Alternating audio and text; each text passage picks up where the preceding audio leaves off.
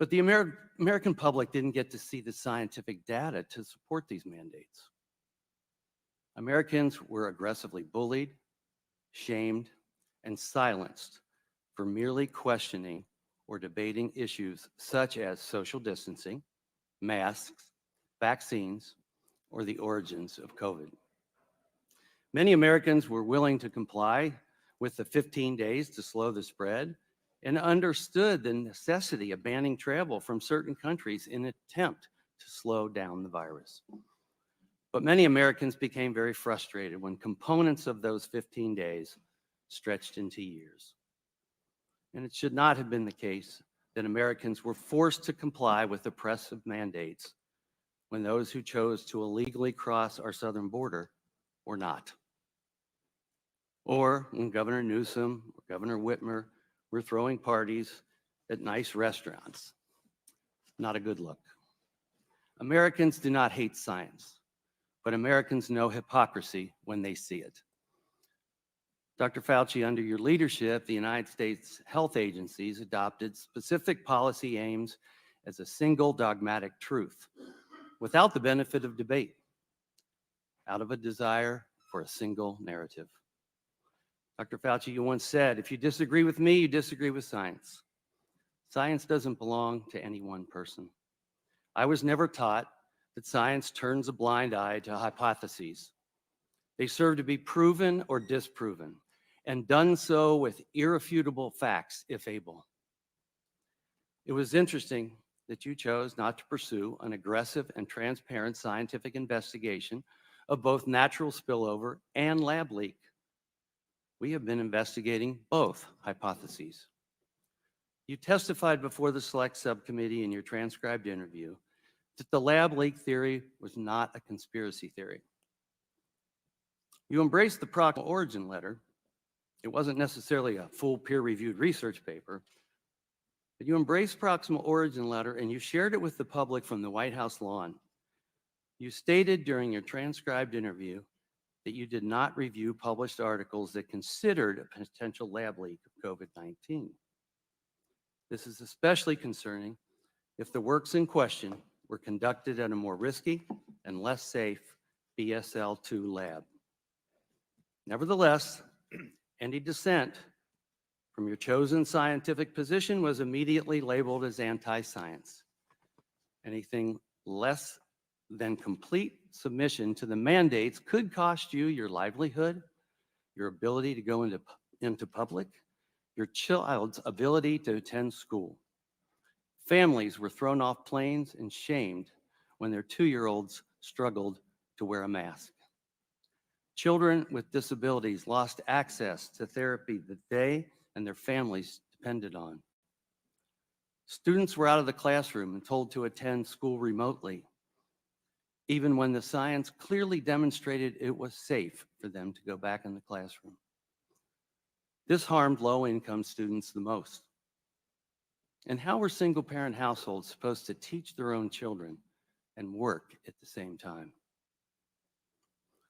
Dr. Fauci, you oversaw one of the most invasive regimes of domestic policy the U.S. has ever seen, including mask mandates, school closures, coerced vaccination, social distancing of 6 feet, and more. We've learned many lessons. Our early fear and confusion was understandable. COVID-19 was clearly a novel virus. Under your leadership, NIAID allowed disgraced characters like Dr. Peter Daszak to use millions in taxpayer dollars to conduct risky gain-of-function experiments in Wuhan, China. The actions of EcoHealth and Dr. Daszak call into question the integrity of NIAID's policies and procedures as a whole, as well as your role, Dr. Fauci, as NIAID's director. You did sign off on his research grant. We need to know why Dr. David Morans, your direct report for more than 2 decades, assisted Dr. Daszak in avoiding oversight and scrutiny and said that you were involved.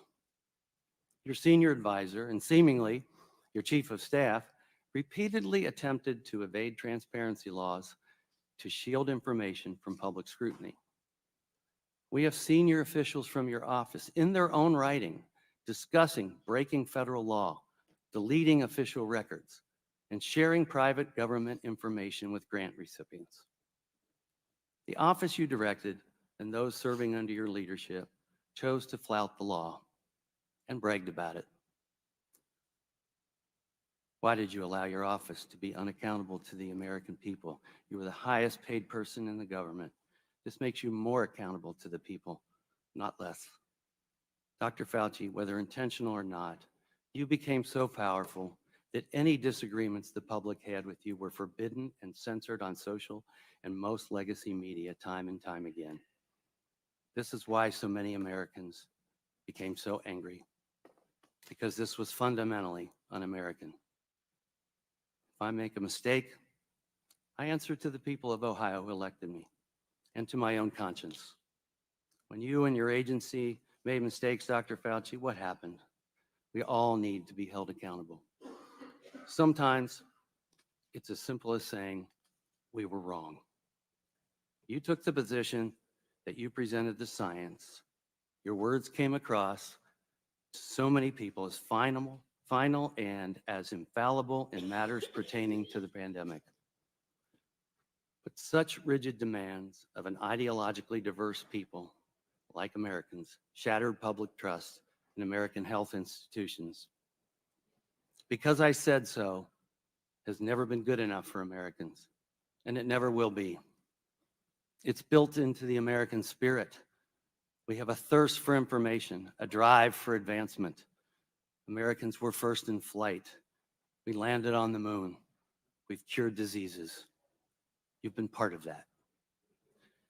And we made innumerable discoveries and explorations that forever changed humanity. Americans do not want to be indoctrinated. They want to be educated. And they prefer to make their health decisions in conjunction with the doctor that they know and trust. To be successful, our federal public health institutions must be accountable to the people again. To be successful, our health organizations must do what they are supposed to do: protect Americans. I look forward to a robust and on-topic discussion. I thank you. I would now like to recognize Ranking Member Ruiz for the purpose of making an opening statement. Thank you, Mr. Chairman. Hello, Dr. Fauci, and thank you for being here. When I was named ranking member of the Select Subcommittee last February, I made a commitment to follow the facts and objectively analyzing the origins of the COVID-19 pandemic.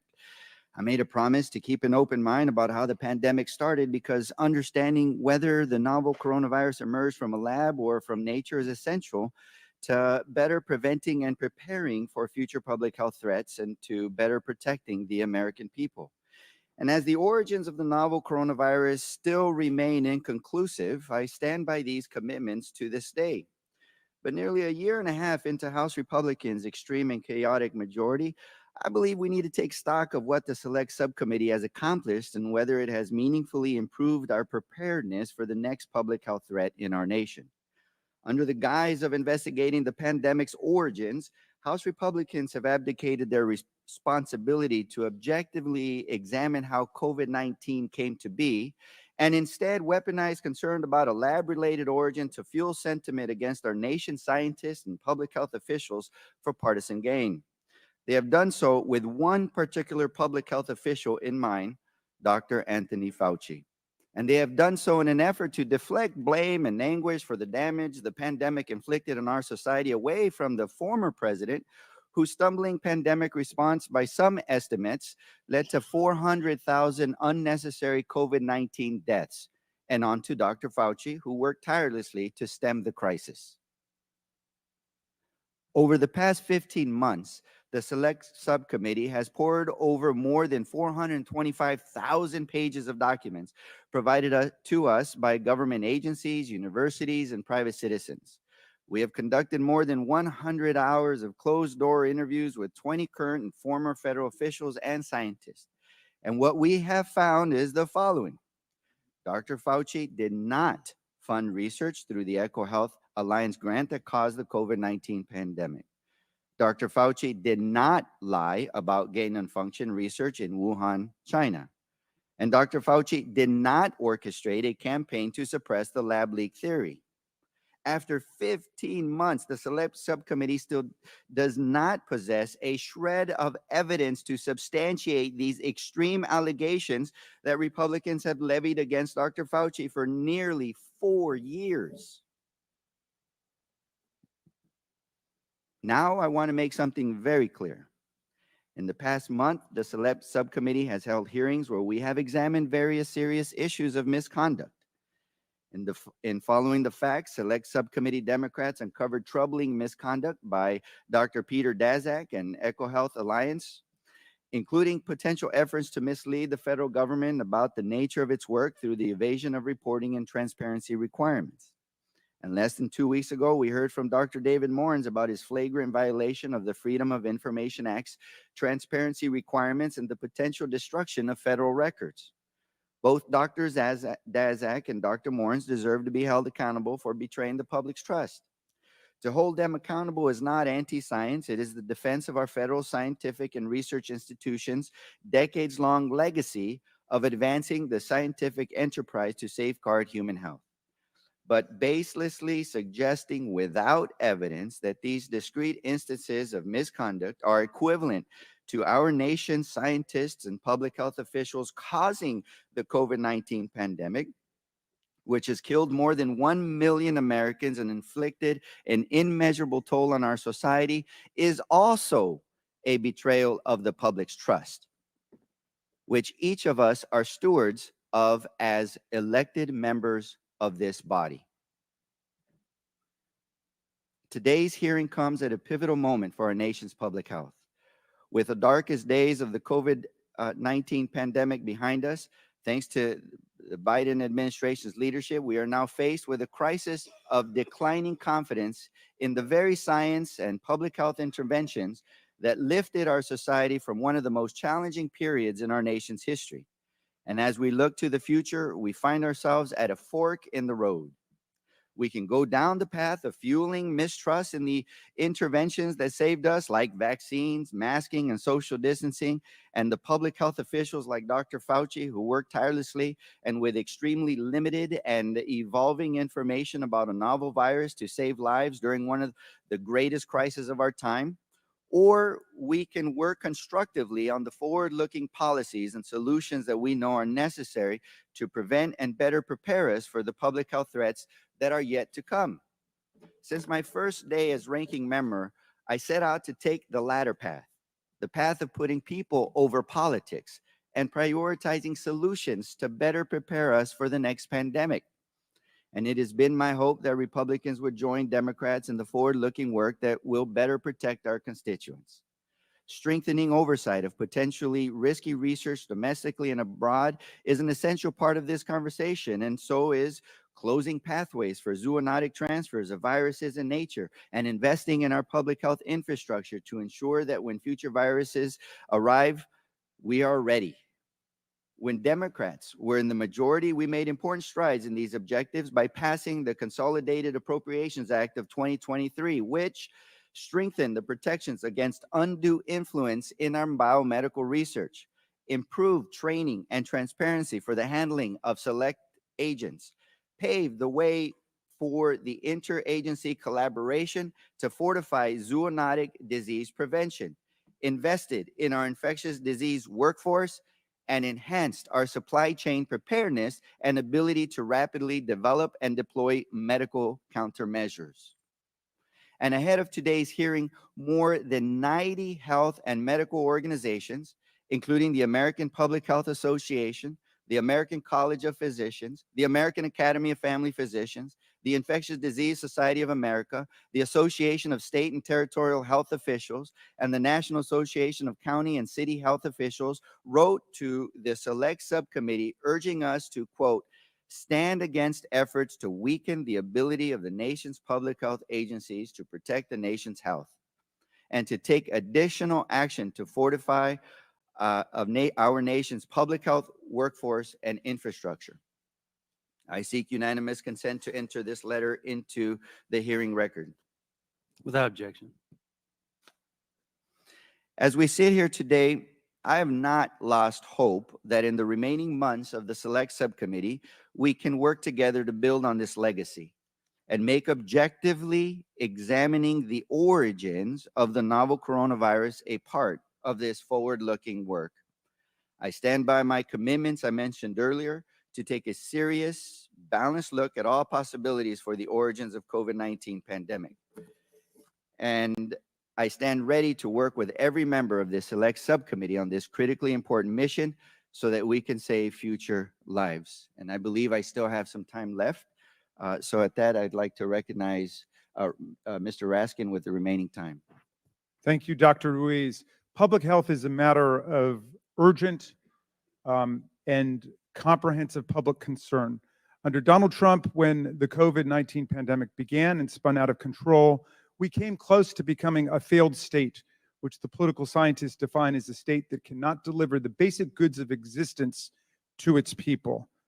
According to Dr. Deborah Birx, Donald Trump's own COVID-19 advisor, America unnecessarily lost hundreds of thousands of people because of the recklessness and indifference of Donald Trump and his administration. Now the people who brought you the political big lie, claiming absurdly that Trump won the 2020 election, which he lost by more than 7 million votes, now bring you the medical big lie, making the outlandish claim that Dr. Fauci was responsible for causing COVID-19. Using the Select Subcommittee as a platform for this disinformation, House Republicans now find themselves in the familiar position where their own investigation debunks their runaway political rhetoric. Just like the broader committee's impeachment drive proved only that there were no presidential crimes, much less high crimes and misdemeanors attributable to Joe Biden, the investigation of Dr. Fauci shows he is an honorable public servant who has devoted his entire career to the public health and the public interest, and he is not a comic book supervillain. He did not fund research to create the COVID-19 pandemic. He did not lie to Congress about gain-of-function research in Wuhan. And he did not organize a lab leak suppression campaign. Today, Dr. Fauci's testimony, along with the thousands of pages of documents and dozens of closed-door testimony provided to House Republicans as part of the COVID origins investigation, will dispel these hysterical claims and reveal that the people bowing down to a twice-impeached convicted felon who told Americans to inject themselves with bleach now want you to believe not only a big political lie, but a big medical lie too. I hope that this committee will be able to correct all of the propaganda and disinformation today, and we will be able to actually return to what the good ranking member has said, which is an authentic investigation of the origins of the pandemic. And I will yield back to the gentleman. And I yield back. I now recognize Mr. Griffith for a 3-minute statement. Good morning. I want to again thank the leadership of this committee for including the Energy and Commerce Committee in this hearing. Dr. Fauci, the recent revelations that Dr. Morenz, a senior advisor, and your Chief of Staff, Greg Folkers, routinely evaded federal records laws, including the Freedom of Information Act, or FOIA, and those were a shock. That was a shock. I've been doing oversight now for over 14 years, or right at 14 years, and the scale of the effort to evade FOIA by some at the National Institute of Allergy and Infectious Diseases, or NIAID, has surprised even me. These men were among your most senior and trusted staff at an agency you led for nearly 40 years. They worked for you for decades. Your calendars show that you met with them multiple times a week during the pandemic. You co-authored dozens of papers with Dr. Morenz. He directly implicates you. Even the head of the NIAID FOIA office was apparently in on some of this conspiracy. And I know my colleagues on the other side love to say we're always talking conspiracy, but when the facts lead you there, whether you knew about it or not, when the facts lead you that your agency was involved in some form of a conspiracy related to COVID origins, we have to follow those facts. It is hard to believe that all of this occurred without your knowledge and or approval. In civil law, when one party has destroyed or refuses to produce evidence that's within its possession, a jury is allowed to draw an adverse inference that the information destroyed or not produced was unfavorable Therefore, until we get a full accounting of all of the communications among NIAID's leadership, it's reasonable for us to assume that missing information would mirror the private doubts expressed by so many virologists and other scientists related to your public positions. While telling the public, the media, and Congress that COVID-19 almost certainly emerged from nature, experts you convened as a team privately worried that a research-related incident was a possible, if not the probable, origin of the virus. Dr. Christian Anderson even said in February of 2020, quote, "I think the main thing still in my mind is that the lab escape version of this is so friggin' likely to have happened because they were already doing this type of work and molecular data is fully consistent with that scenario."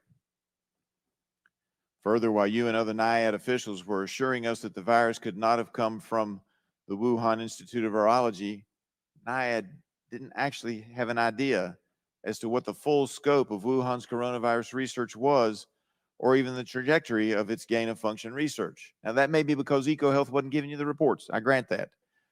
But this joint investigation has shown just how little oversight NIAID does of risky experiments involving potential pandemic pathogens. NIAID set up a system designed to greenlight potentially risky experiments while avoiding HHS department level review. The same program officers who act as advocates for their scientific area are responsible for assessing whether experiment is too dangerous. That creates a conflict of interest. I think that means that when an agency is taking the final approval, we ought to take that final approval away from the agencies like NIAID that fund it. Thank you, Mr. Chairman. I yield back. I now recognize Ms. Castor for a 3-minute statement, and I will oblige you an extra 30 seconds as well. Well, thank you, Dr. Fauci, for your appearance today and for your decades of service to our country.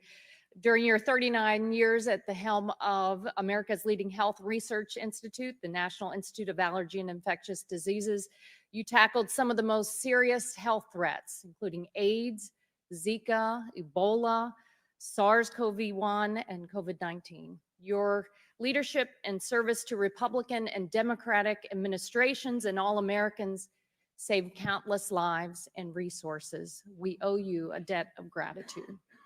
While the evidence to date points to COVID-19 having originated from an animal market in China, the Chinese Communist Party has blocked access to important information that could help confirm the origin of the virus. This committee should be doing more to fight for those answers, but instead has wasted significant time and taxpayer money fueling conspiracy theories and ignoring the importance of preparing for the next deadly pandemic.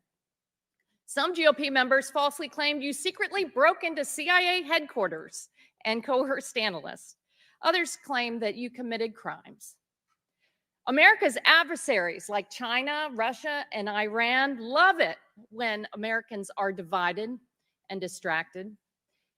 It provided fertile ground for the spread of misinformation about COVID-19 by our adversaries. And unfortunately,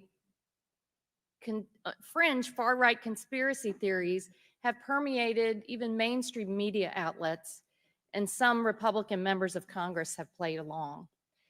I regret that many of the conspiracies have smeared you, Dr. Fauci, as you and our top scientists did everything to keep Americans safe during the deadly days of COVID-19. Over 1.1 million Americans lost their lives to COVID-19, and today it's still more deadly than the flu. As we learned from Zika and Ebola, the ways viruses are transmitted are not obvious at first, and the development of treatments and vaccines takes time. What you and your team did to speed the development of the safe and effective COVID-19 vaccine was remarkable. That fast timeline was only possible due to years of federal investment in the National Institute of Health and support for medical research in the United States. So one of the lessons learned from the pandemic is the need to continue to invest in medical health research in the US for cancer, for heart disease, for diabetes, but also to prepare for the next pandemic. We must learn from the past so that we can keep Americans safe. That's why Democrats have worked hard to update America's pandemic preparedness law. the Pandemic and All Hazards Preparedness Act to shore up public health and make us more prepared to tackle the next pandemic threat. It's not too late for Republicans to join us and turn the least productive Congress in modern history into one where we are all focused on solutions for the American people to make our country safer and stronger. Democrats were able to prevent harmful rollbacks in medical research last year, and I urge my GOP colleagues to join us and move away from threatening and undermining American medical research at every turn. Public health threats are constantly emerging. In the past month alone, we have been tracking new strains and variants of H5N1, mpox, and SARS-CoV-2. Dr. Fauci, I'm sorry for the personal attacks you have received and may have to deal with today. But while you are here, I want you to know that the vast majority of Americans appreciate your work over the years. I look forward to continuing to learn from you, to learn everything possible about how we can take the pandemic lessons learned and put them to use to help keep our communities safe and healthy. Thank you, and I yield back my time. Thank you. Our witness today is Dr. Anthony Fauci. Dr. Fauci was the director of the National Institute of Allergy and Infectious Diseases from 1984 to 2022 and chief medical advisor to President Joe Biden from 2021 to 2022. Pursuant to Committee on Oversight and Accountability Rule 9G, the witness will please stand and raise his right hand.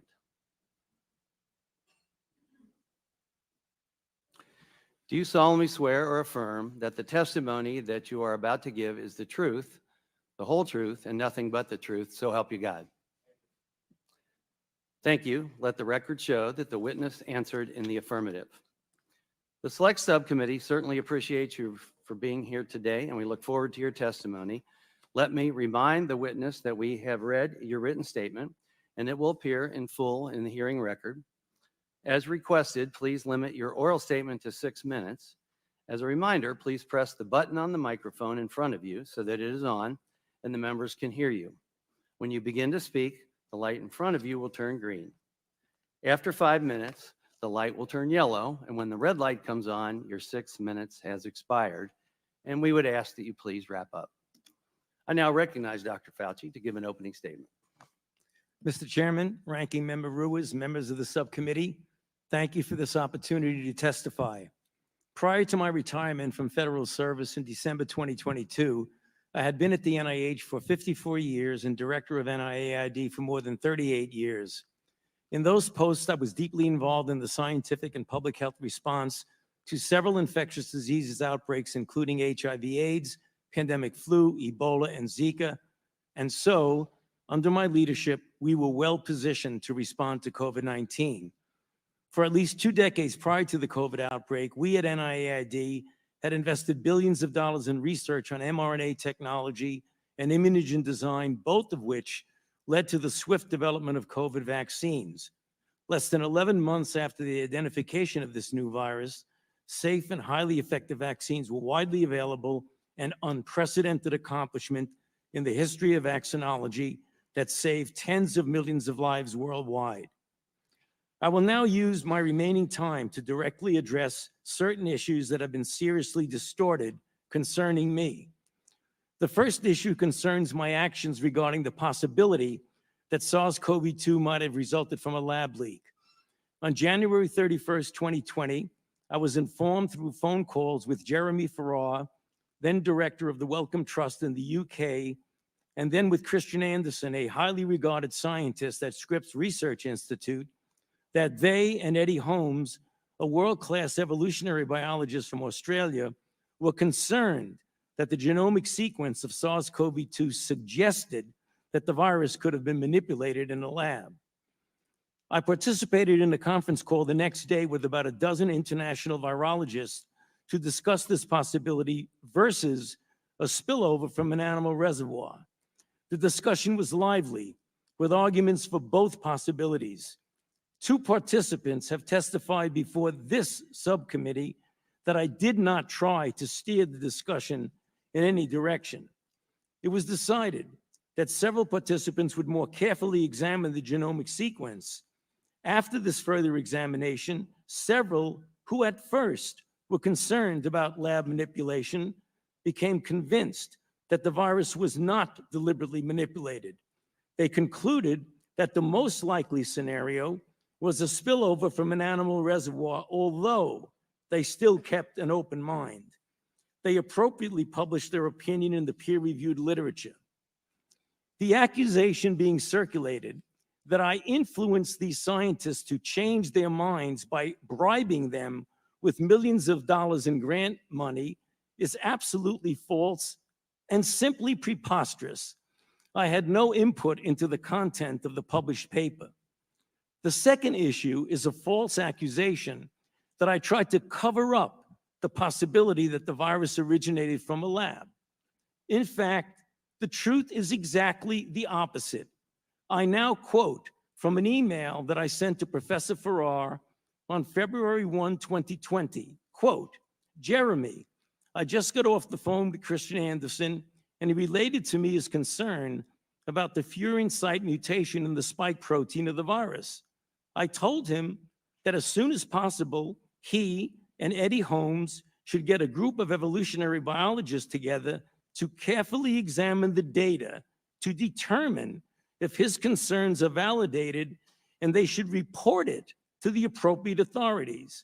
I would imagine that in the USA, this would be the FBI, and in the UK, it would be MI5. In the meantime, I will alert my US government official colleagues of my conversation with you and Christian and determine what further investigation they recommend. Let us stay in touch. Best regards, Tony, unquote. It is inconceivable that anyone who reads this email could conclude that I was trying to cover up the possibility of a lab leak. I have always kept an open mind to the different possibilities. Another issue is that of Dr. David Morans, who has the title of Senior Advisor to the NIAID Director, and who recently has been investigated for conduct unbecoming a government official. Naturally, given his title, a connection is made to me. With respect to his recent testimony before this subcommittee, I knew nothing of Dr. Morin's actions regarding Dr. Daszak, EcoHealth, or his emails. It is important to point out for the record that despite his title, and even though he was helpful to me in writing scientific papers, Dr. Morans was not an advisor to me on institute policy or other substantive issues. At NIAID, we had weekly executive committee meetings of the institute leadership and daily morning meetings of my immediate staff. And to the best of my recollection, he attended neither of these. Furthermore, his office is located in a different building from that of the NIAID director. Finally, in a majority staff memorandum of May 22nd, 2024, there is a statement, quote, Dr. Fauci may have conducted official business via personal email, unquote. Let me state for the record that to the best of my knowledge, I have never conducted official business using my personal email. Thank you for listening. I would be happy to address these and any other issues in the discussion period. Thank you. I now recognize myself for as much time as I may consume for questions, with equal time being afforded to the ranking member. Dr. Fauci, February 1, 2020, you were on a call with Dr. Farrar, Dr. Collins, and other scientists regarding the potential that COVID-19 was engineered. Was CDC Director Redfield on that call? No, he was not. Okay. Dr. Fauci, you've said that you had to rely on virologists and evolutionary biologists regarding origins because you're not an expert. Is Dr. Redfield a virologist? I believe he is. Yeah. He is. Prior to the pandemic, NIAID awarded at least 3 grants via the New York Blood Center to Dr. Zhao Yusen. Are you aware of these? I'm sorry, to Dr. Yusen Zhao? Are you aware of those grants? person? Dr. Yusin Zhao.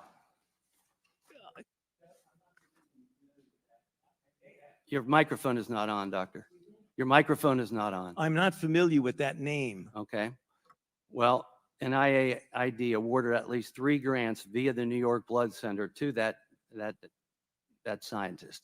He was a high-ranking Chinese PLA official and director of a lab at the Chinese Academy of Military Medical Sciences. Does it concern you if U.S. taxpayer dollars are funding someone like this? Grants that are submitted to the NIAID go through a very Does it concern you? I'm not talking about the process I right don't now. know Does it anything concern you that that U.S. taxpayer dollars would be going to someone who's a high-ranking Chinese PLA official? Yes or no? I would have to know more about that, Mr. Chairman, Okay. because I don't even Well, know it the concerns person you're me. talking about. Are you or were you ever aware that the U.S. State Department in 2005 issued warnings that the Chinese government was working on the creation of bioweapons? I was not aware of that. Thank you. Did you ever discuss the Chinese bioweapons program with anyone in the intelligence community? I've never discussed the Chinese bioweapons program, to my knowledge, with anybody. Before, during, or after the COVID-19 pandemic, did you speak to the FBI, CIA, DIA, or any U.S. intelligence agency concerning viral research of any kind? What time frame are you talking about, sir? I said before, during, or after the COVID-19 pandemic. Did you speak to the FBI, CIA, DIA, or any U.S. intelligence agency concerning viral research of any kind? I can't give you the specifics of it, but back in the time of the anthrax attacks, we certainly had a number of briefings of by agencies that were intelligence agencies. I don't remember who they were. It could have been any of the above that you mentioned, about the possibility that there were bioweapons that had fallen into the hands of bad actors, i.e. terrorists, that might have been used potentially as a bioterror attack. That was at a time when we had thought yes. that the anthrax So I attacks. appreciate that. I appreciate your expertise in that. Well, that's the answer. But did you at any time talk to concerning viral research of any kind? Again, I say that at the time that there was concern about the fact that Al-Qaeda may have been using or potentially using bioweapons, we had discussions with intelligence agencies about that possibility. But not as related to, say, COVID-19. Not to my knowledge Okay. about COVID. Now, but let me just make sure we get the facts.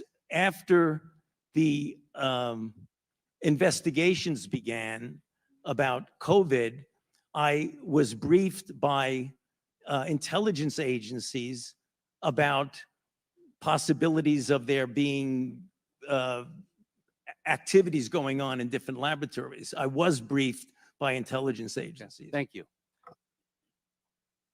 Science is always open to debate, and it's a benefit. The science supported restricting travel from certain countries at the beginning of the pandemic. And after these orders went into effect, the president was called racist and xenophobic. Dr. Fauci, you said in your transcribed interview that you supported those orders. Dr. Fauci, were those orders racist and xenophobic? No, they were not. Thank you. The vaccine saved millions of lives, and I want to thank you for your support and engagement on that. However, despite statements to the contrary, it did not stop transmission of the virus. Did the COVID vaccine stop transmission of the virus? That is a complicated issue because in the beginning, the first iteration of the vaccines did have an effect, not 100%, not a high effect. They did prevent infection and subsequently, obviously, transmission. However, it's important to point out something that we did not know early on that became evident as the months went by, is that the durability of protection against infection and hence transmission was relatively limited, whereas the duration of protection against severe disease, hospitalization, and deaths was more prolonged. We did not know that in the beginning. In the beginning, it was felt that, in fact, it did prevent infection and thus transmission, but that was proven as time went by to not be a durable effect. Yeah, definitely had a positive effect for many people, especially those that were vulnerable. But we knew from the trials that people that got vaccinated still were subject to getting COVID. So was the COVID vaccine 100% effective? I don't believe any vaccine is 100% effective. I now recognize the ranking member, Dr. Reeves from California, for 5 minutes of questions. Thank you.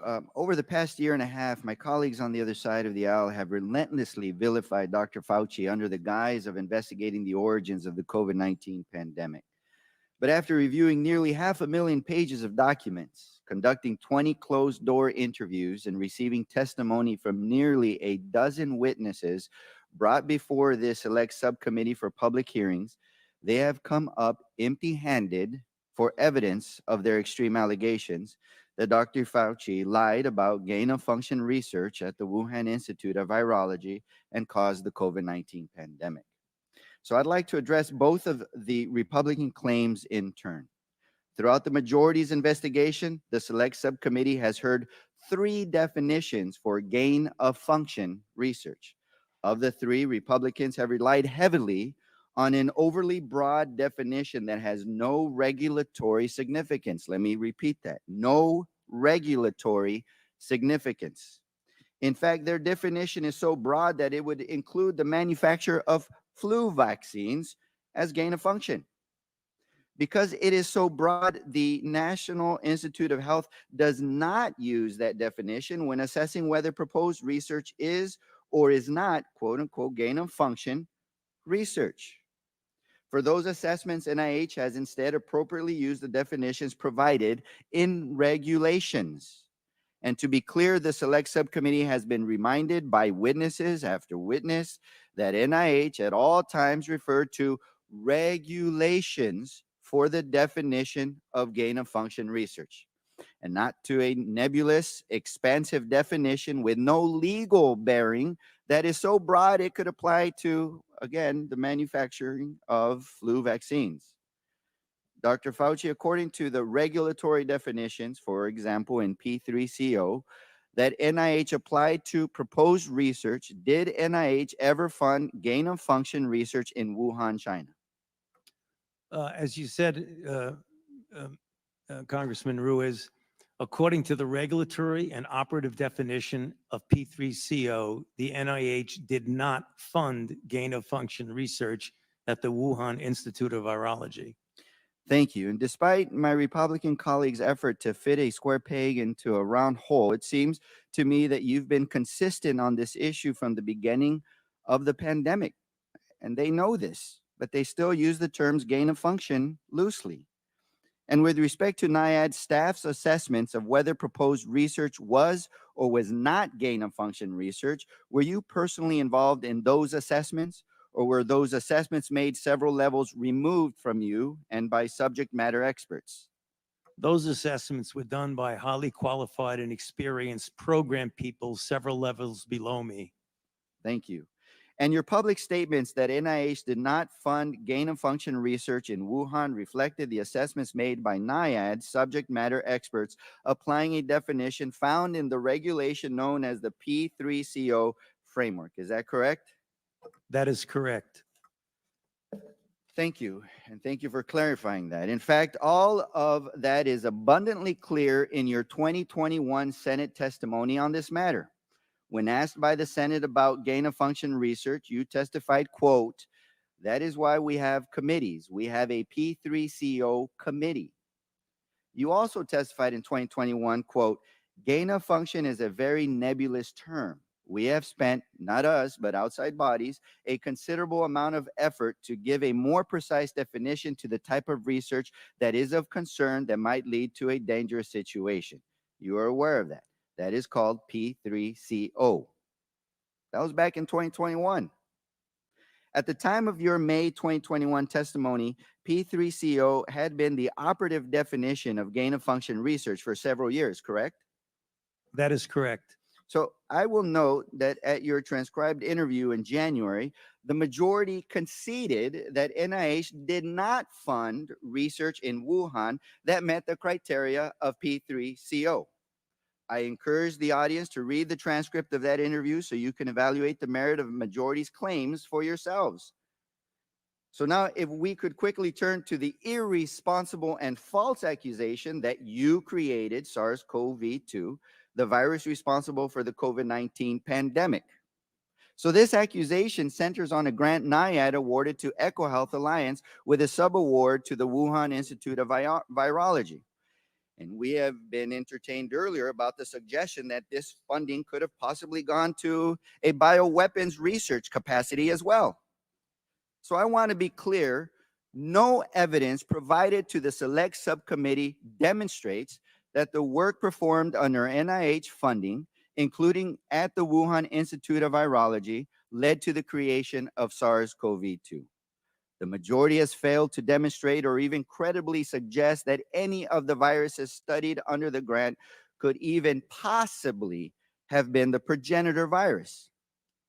Dr. Fauci, could you briefly explain why none of the viruses studied under the EcoHealth Alliance grant could have been the progenitor virus of the SARS-CoV-2? When you're talking about the evolution of a virus from one to another, the viruses that were studied under the subaward to the Wuhan Institute that have been reported in progress reports in the literature and published papers, those viruses were phylogenetically so far removed from SARS-CoV-2 that it is molecularly impossible for those viruses to have evolved or being made into SARS-CoV-2. It's just a virological fact. They were so far removed that it could not possibly be a progenitor of SARS-CoV-2. So I want to be very clear on this point that the funding and the research conducted by EcoHealth did not produce SARS-CoV-2. That doesn't negate that this lab could have, another lab could have been doing research and it could have leaked from a lab. It still is a possibility, but it was not directly, or it was not funded by NIAID or NIH. And just for the record, this information was provided by NIH to then oversight ranking member James Comer nearly 3 years ago in October 2021. So despite the clear evidence that Dr. Fauci and his agency did not fund gain-of-function research under the P3CO regulatory definition, and that the viruses studied under the federally funded grant EcoHealth Alliance grant could not have been the progenitor virus for SARS-CoV-2, Republicans have levied these unsubstantiated allegations knowing very well that they are not true.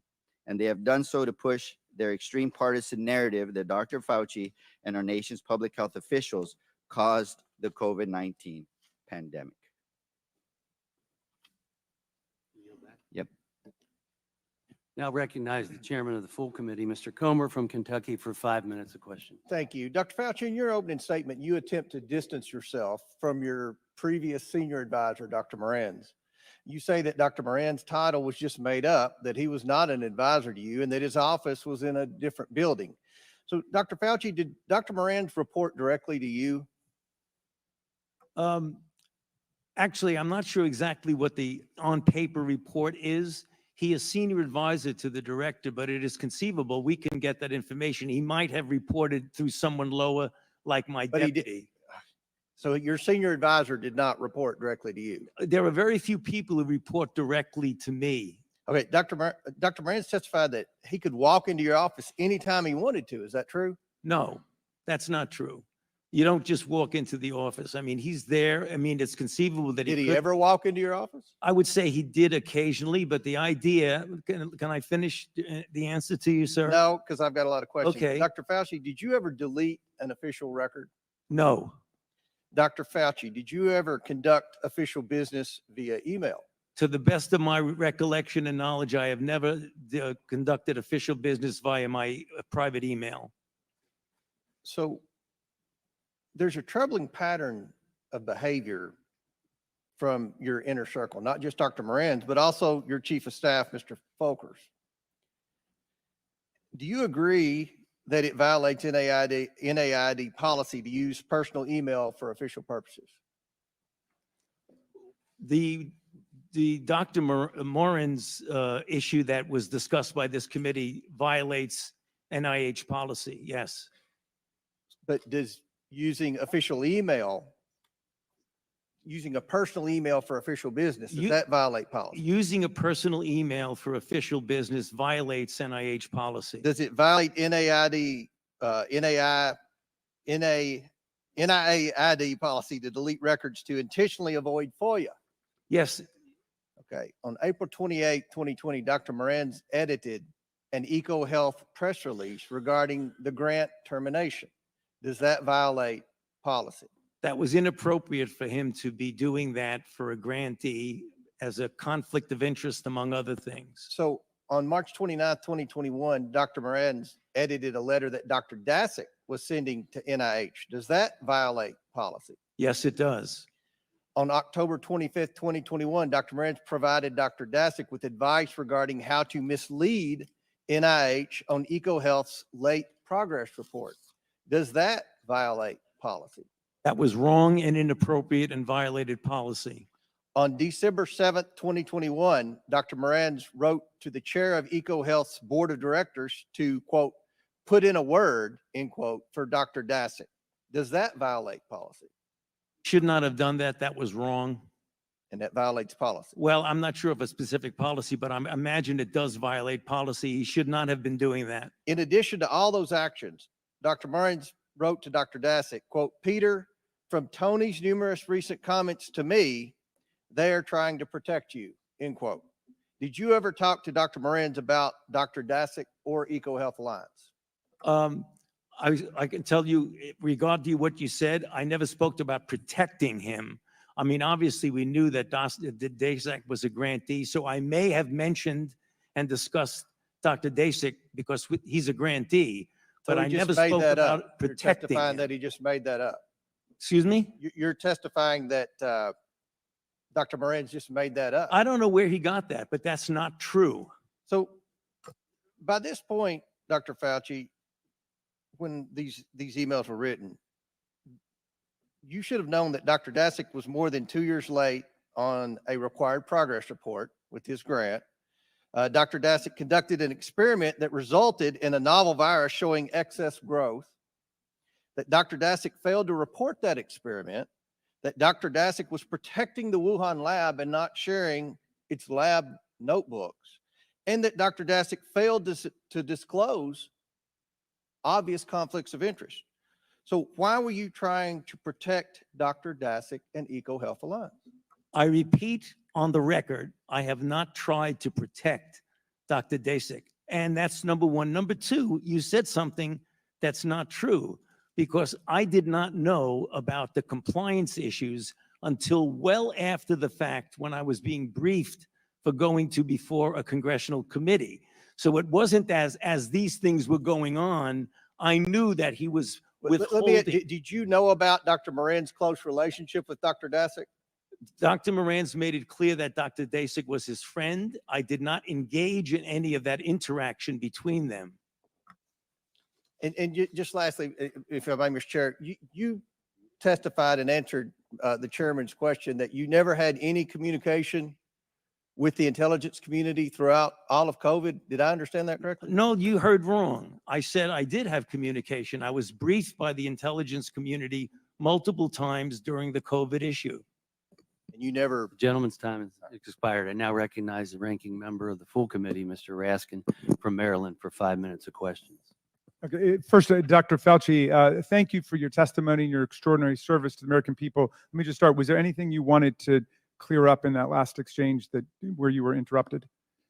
No, I think I made it clear. I mean, they were talking about my knowing about a lack of compliance. That became clear, Congressman Raskin, well after the fact. It isn't as if they were not complying and I was not monitoring their non-compliance. I didn't know about it until it was a done deal. Gotcha. You've been a scientist and a scientific administrator for 54 years. Is that right? More than a half century? And Correct. you were director of the National Institute of Allergies and Infectious Diseases for more than 3 decades. Is that right? 38 plus years. 38 years. Okay. And I assume that you've never been accused of trying to start a disease before. Is that right? That is correct. You have devoted your life to fighting infectious diseases for the American people. Is that right? That is correct. I want to go back to this email that you cited in your opening, because I think it goes right to the heart of this campaign of character assassination against you. The claim was essentially that you tried to cover up the possibility of there having been a laboratory leak, which of course is perfectly possible. And if this committee were doing its job, we could actually be working to advance the investigation of that. But they would rather assert that you tried to cover up this possibility. Here's the email that you sent on February 1st at 12:38 a.m. To Christian Anderson, with a copy to Christian Anderson, but you sent it to Professor Jeremy Farrar. Jeremy, I just got off the phone with Christian Anderson, and he related to me his concern about the furin site mutation in the spike protein of the currently circulating 2019 nCoV. I told him that as soon as possible, he and Eddie Holmes should get a group of evolutionary biologists together to carefully examine the data to determine if his concerns are validated. He should do this very quickly. And if everyone agrees with this concern, they should report it to the appropriate authorities. I would imagine that in the USA, this would be the FBI. In the UK, it would be MI5. It would be important to quickly get confirmation of the cause of his concern by experts in the field of coronaviruses and evolutionary biology. In the meantime, I will alert my US government official colleagues of my conversation with you and Christian and determine what further investigation they recommend. Let us stay in touch. Best regards, Tony. Was this the email where you were putatively trying to cover up the possibility of a lab leak? Yes, Congressman Raskin, and that's the reason why I mentioned in my opening statement that is it inconceivable that anyone could get out of that I was covering anything up. Would you have any reason to cover up any new scientific evidence relating to the origins of the COVID-19 virus? Absolutely not. And that's the reason why it was important to get people together to discuss this in a transparent way. Have you spent your whole life trying to determine the causes of infectious diseases and then to stop them to protect the American people? Yes, I have. Well, Dr. Fauci, I want to join my colleague from Florida in apologizing to you that some of our colleagues in the United States House of Representatives seem to want to drag your name through the mud. They're treating you, Dr. Fauci, like a convicted felon. Actually, you probably wish they were treating you like a convicted felon. They treat convicted felons with love and admiration. Some of them blindly worship convicted felons. Is there anything else you would like to say to the American people about your service to America during the course of the COVID-19 pandemic? My main job during the COVID pandemic was to play a role with my team at the Vaccine Research Center to develop a safe and effective vaccine. And we did that in an unprecedented short period of time, never seen before in the annals of vaccinology. As we all know, that vaccine and those vaccines have resulted in saving of hundreds of thousands of lives in the United States and millions of lives throughout the world.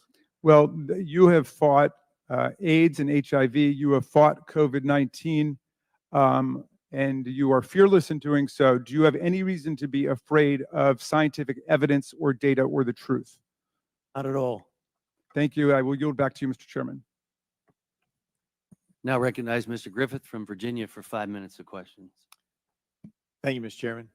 Good to see you, Dr. Fauci. So take a deep breath, because my questions change sometimes based on things that happen in the hearing.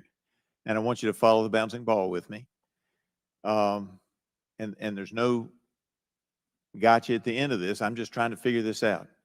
You told Dr. Ruiz in his questioning that it was absolutely impossible for any of the viruses that you all were funding, I get that, it was impossible for SARS-CoV-2 or SARS-CoV-2, known as COVID-19, to have come from any of the work that was being done at Wuhan. At the same time, you told Mr. Comer that you didn't know about the noncompliance by EcoHealth until after the fact and when the virus is already out there, however it got there. In light of the fact that part of that noncompliance was a report where we uncovered, and I believe that Dr. Dashak was untruthful to this committee in one of his reports to NIAID, and further, that in the 2 most sensitive years related to the humanized mice experiments, we never got lab notebooks from Wuhan Institute of Virology. Can you understand, following the bouncing ball, why some of us doubt that, not that you had some hand in it or that you knew about it, but that doubt that you can state with certainty that it was impossible because they might have been doing stuff you didn't know about? Isn't that true? Actually, it's not incompatible at all, Congressman, with what I said. The viruses that were studied, whether you did or did not give a 5-year report on time, were still the viruses that phylogenetically would be impossible to be the precursor of SARS-CoV-2. So it was completely compatible with the statement that I made to And Dr. Ruiz. is that accurate as well, knowing that they had worked on adding a furin cleavage site to MERS? But, sir, there's a difference between the viruses that were funded by the NIH subaward versus anything else anybody else in China might be doing. Excellent. We were talking about, did the NIH, You were talking about what you what funded. we funded, and All right. that's the point. And that goes to my next question, because I thought you might go there, and I appreciate that. Right. Because in an off-the-record member-level briefing in February of 2022, I asked about the likelihood and nature of a SARS-related coronavirus to have a furin cleavage site, particularly since it takes the 12 nucleotide change in there to make it to make it as viral as this was going on. And at the time, you said to me pretty much what you just said, and I want you to just confirm it for the record. Well, that wasn't us. If that was being done, it wasn't us. And you confirmed that for the record, yes? No, It what wasn't I'm- you. It wasn't what you were funding. What I'm saying is that I cannot account, nor can anyone account for other things that might be going on in China, which is the reason why I have always said and will say now, I keep an open mind as to what the origin is. But the one thing I know for sure is that the viruses that were funded by the NIH phylogenetically could not be the precursor of SARS-CoV-2. And I appreciate that, because I've never thought that NIH or NIAID went out to create this thing, but I am a believer that it came out of the lab. And I think you've just made it clear. And sometimes people miss this, Dr. Fauci. One side says one thing, one side says the other. And the actual fact may be that at some time working on that, maybe they used some of our money to get started, maybe they didn't. But a group of scientists getting together might very well at Wuhan have said, hey, let's see what happens if we go over here and do this. Not that NIH funded it, but they on their own went off and did something. Isn't that accurate? Isn't that possible? Well, I actually would want to say that one thing we should put out on the table, that you were talking about a $120,000 a year grant in a $6 billion budget. So, I mean, if they were going to do something on the side, they have plenty of other money to do it. They wouldn't necessarily have to use a $120,000 NIH grant to do it. And I appreciate that, because it means something could happen. I'm glad you kept an open mind. I would ask this one final thing, though. Do you think they could have done it without the humanized mice that we gave them? Yeah, could have done what, sir? Could they have done any other research with the humanized mice that we gave them? Would they be successful? China didn't have the humanized mice before we gave them to Wuhan. Isn't it accurate that they might have been able to do extra stuff with our mice? Sorry, sir. That's a hypothetical that I can't really answer what they could have. But you could can't not have- say it couldn't have happened either. I yield back. You want me to prove a negative? Now recognize Ms. Castor from Florida for 5 minutes of questions. Thank you, Mr. Chairman. You know, these special investigative committees are intended at the outset to bring light to difficult matters. And I think, unfortunately, this select committee has brought more heat than light to things. And one example is nearly 5 months ago, Dr. Fauci sat for a 14-hour voluntary interview with the subcommittee. I was there for that interview, which included exchanges on many important questions on research, safety, long COVID, vaccine development, and the importance of strong public health systems in our local communities. Also, we discussed pandemic preparedness, like stockpiling supplies for our hospitals in advance of the next pandemic. But I want the public to know that for 5 months, the Republicans sat on that transcript. They could have released it at any time. It was released last Friday.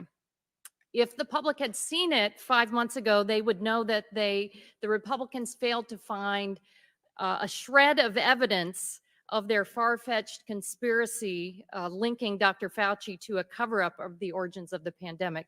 Instead, the Republicans contorted and mischaracterized Dr. Fauci's words over Twitter to gin up conspiracies about NIH's role in the origins of the pandemic. In the lead up to this hearing, parts of that interview have again been cherry-picked and distorted in press releases and tweets. So, Dr. Fauci, I want to make sure that you have an opportunity to publicly clear anything up. Does anything come top of mind right off the bat in how they cherry-picked parts of your 14-hour transcript? I don't want to be casting stones at the distortions of what was said in that, but there are a couple of things that come to mind. One I'm sure is going to come up later is the issue of the 6-foot distance. And I made the statement that it just appeared, and that got taken at like, I don't know what's going on. It just appeared. It actually came from the CDC. The CDC was responsible for those kinds of guidelines for schools, not me. So when I said that it just appeared, it appeared. Was there any science behind it? What I meant by no science behind it is that there wasn't a controlled trial that said compare 6 foot with 3 feet with 10 feet. So there wasn't that scientific evaluation of it. What I believe the CDC used for their reason to say 6 feet is that studies years ago showed that when you're dealing with droplets, which at the time that the CDC made that recommendation, it was felt that the transmission was primarily through droplet, not aerosol, which is incorrect because we know now aerosol does play a role. That's the reason why they did it.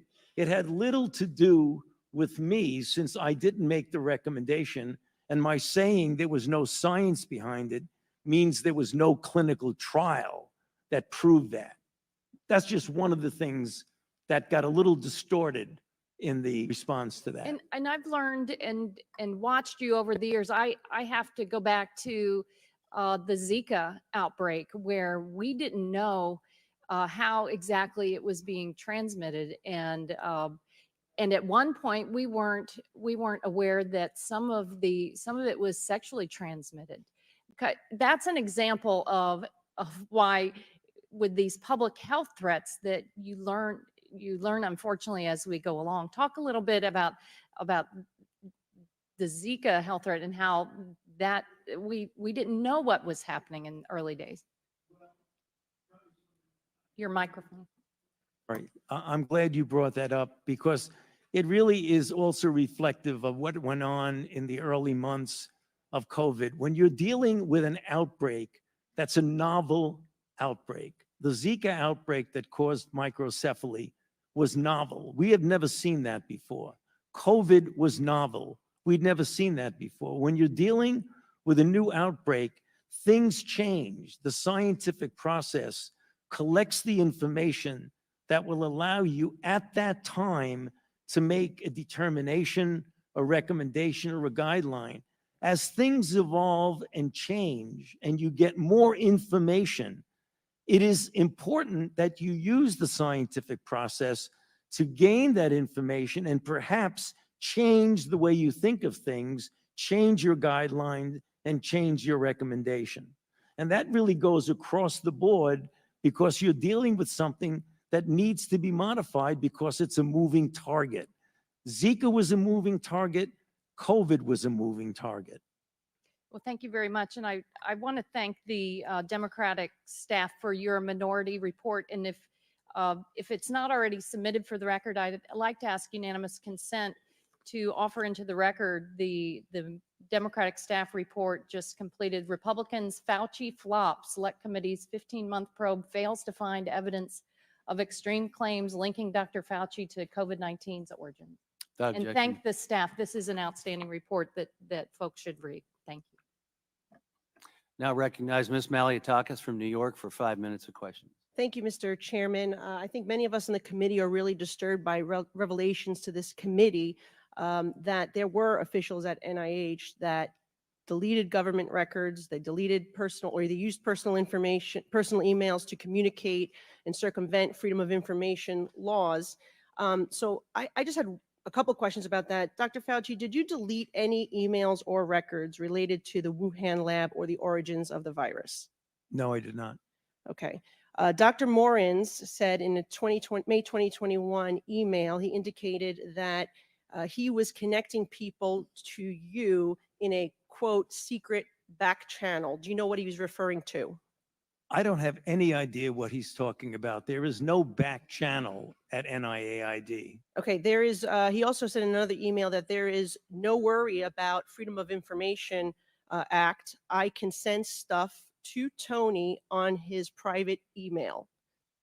Did you communicate with anyone relating to anything regarding NIH or with Dr. Morins on a private email? I do not do government business on my private email.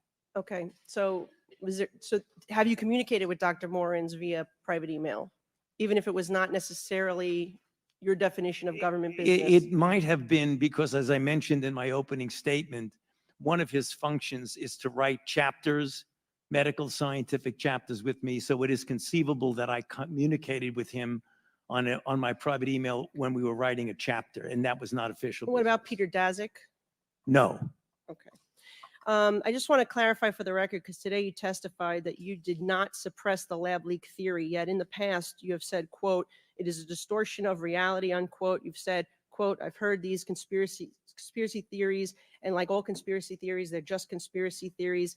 That's what you told the American people. And so would you like to clarify what science were you following then versus now? No, I've also been very, very clear and said multiple times that I don't think the concept of there being a lab leak is inherently a conspiracy theory.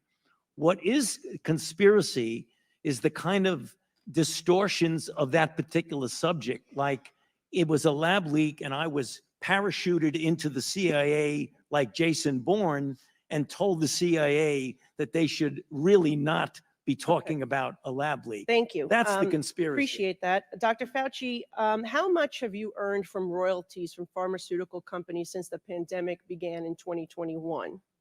Zero. It says NIH scientists made $710 million in royalties from drug makers. You're saying that you did not receive any of the $710 million. On COVID, I received, I think, $122 for a monoclonal antibody that I made 27 years ago. Okay, so just in general, though, how much have you received, not related to COVID, just in general, how much have you received in royalties between 2021 and 2023? I think none. Okay, so somebody received the $710 million. Somebody did, but not me. You didn't receive any royalties. Okay. I mean, I see no royalties associated with COVID. I mentioned, Yeah, I said, no, I want to, no, I just said, I'm on the record and I want to make sure that this is clear that I've developed a monoclonal antibody about 25 years ago that's used as a diagnostic that has nothing to do with COVID. And I receive an average of about $120 a year from that okay. patent. But the bottom line here is that scientists at NIH did receive $710 million in royalties. And I guess my question is, don't you think that if these experiments are made using American tax dollars, that any of those royalties, this nearly billions of dollars, should be going back to the American taxpayer, not in the pockets of the scientists? Do you believe that's a law that we should consider changing? If you want to change the patent laws and the Bayh-Dole Act, then go ahead. Okay. But that's not for me to Well, say. asking your opinion. Okay. Well, anyway, moving on, I just want to say that, we know billions of dollars have been funding these animal experiments, both here domestically and in foreign lands. I'm very troubled by the cruel, horrific animal research that has been done on U.S. land and in foreign laboratories. Taxpayers are footing the bill for billions of dollars. These beagle puppies that have their throats slit, they're being injected with ticks. They are murdered after just a few months. Piglets, rabbits, you name it. FDA is saying we no longer need to be testing human medications on animals, that there's other ways to achieve this.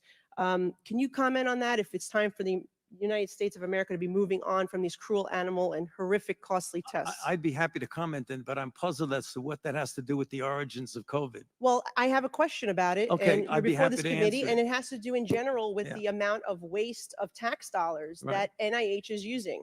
Well, the animal experiments that are conducted by and funded by NIH go through strict regulations of the proper use of animals in research. So I'm not, Congressman, with all due respect, I'm not trying to be confrontative.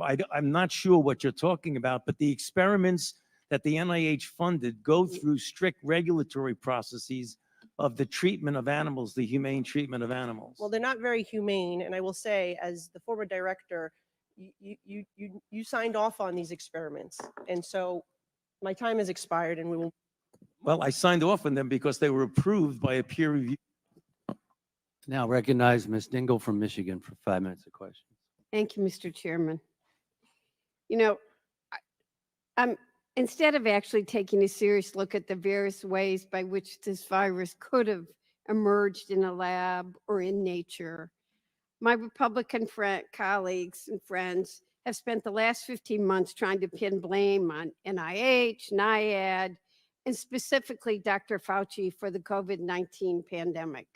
And now, and just, let's bring everything in. Look, I want to have a discussion about animal testing too, but I'm really not sure how that comes into here. So, but I want to be perfectly clear, though, that the Select Subcommittee has seen no evidence of this. However, allegations by my Republican colleagues, amplified in the media, have led to real, tangible consequences for Dr. Fauci in his personal life in a way that should be unacceptable to all Americans. Dr. Fauci, you and I have known each other for a long time, and I'm not even going to admit how long. But during that time, I've seen your commitment not just to science, but to advancing the greater good. And I know that this isn't a topic you enjoy discussing, and I'm sorry, I'm going to have to ask you about it. But I think the American people need to know what we are doing to those who are serving the common good and public health. I think it's important to make clear the harms that you and your loved ones have suffered because of these deeply irresponsible accusations. Because you know what? You're human, just like the rest of us. So, Dr. Fauci, can you please share with us the nature of the threats you have received since the start of the COVID-19 pandemic? Yes, there have been everything from harassments by emails, texts, letters of myself, my wife, my 3 daughters. There have been credible death threats leading to the arrests of 2 individuals, and credible death threats means someone who clearly was on their way to kill me. And it's required my having protective services essentially all the time. It is very troublesome to me. It is much more troublesome because they've involved my wife and my 3 daughters. At these moments, how do you feel? Keep your mic on. Terrible. Do you continue to receive threats today? Yes, I do. Every time someone gets up and says I'm responsible for the death of people throughout the world, the death threats go up. It's unacceptable that you've been treated this way, especially after you've dedicated your life to science and research for the public interest. You deserve better. Every human being deserves better. And I'm afraid that the treatment you've received will also have far-reaching consequences for the future of science, particularly when done for the public good. Dr. Fauci, how do you think the threats towards you and other public health officials have received will impact bright young scholars thinking about going off into science or public service? Think as many people want to follow in your footsteps as they did when I first met you? You know, Congressman Dingell, I think this is a powerful disincentive for young people to want to go into public health and maybe even science and medicine in the public arena, because it's very clear that not only I, because I'm a very much of a public figure, but many of my colleagues who are less visible than I, whenever they speak up in defense of the kinds of things that we're trying to do to protect the American public, they too get threats.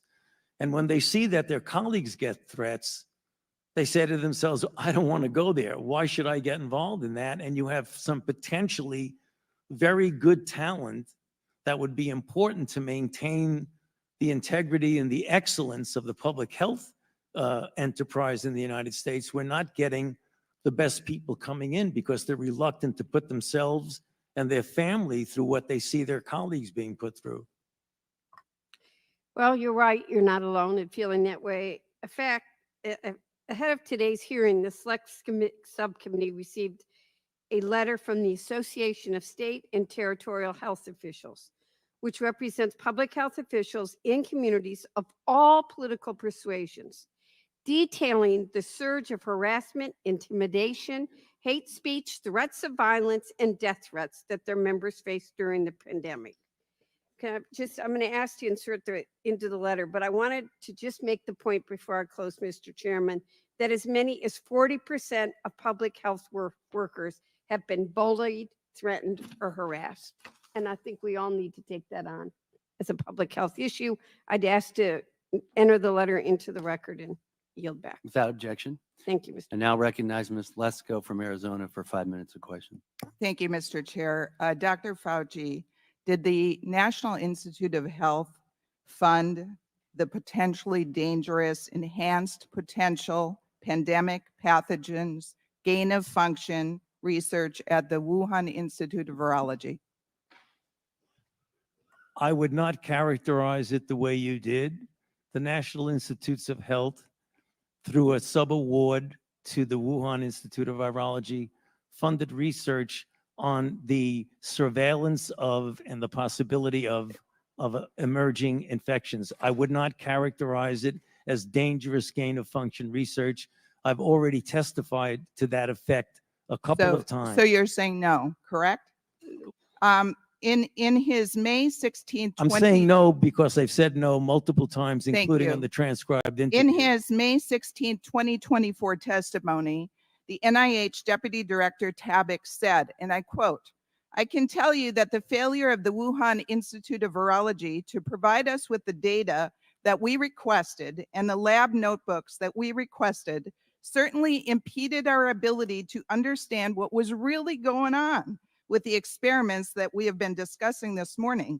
My question to you, Dr. Fauci, if the NIH didn't inspect the Wuhan Institute of Virology and NIH didn't receive the lab books and data from China, and the required reports from EcoHealth Alliance were not submitted, in fact, they were late, how can you definitively say that the NIH did not fund the dangerous gain of function research?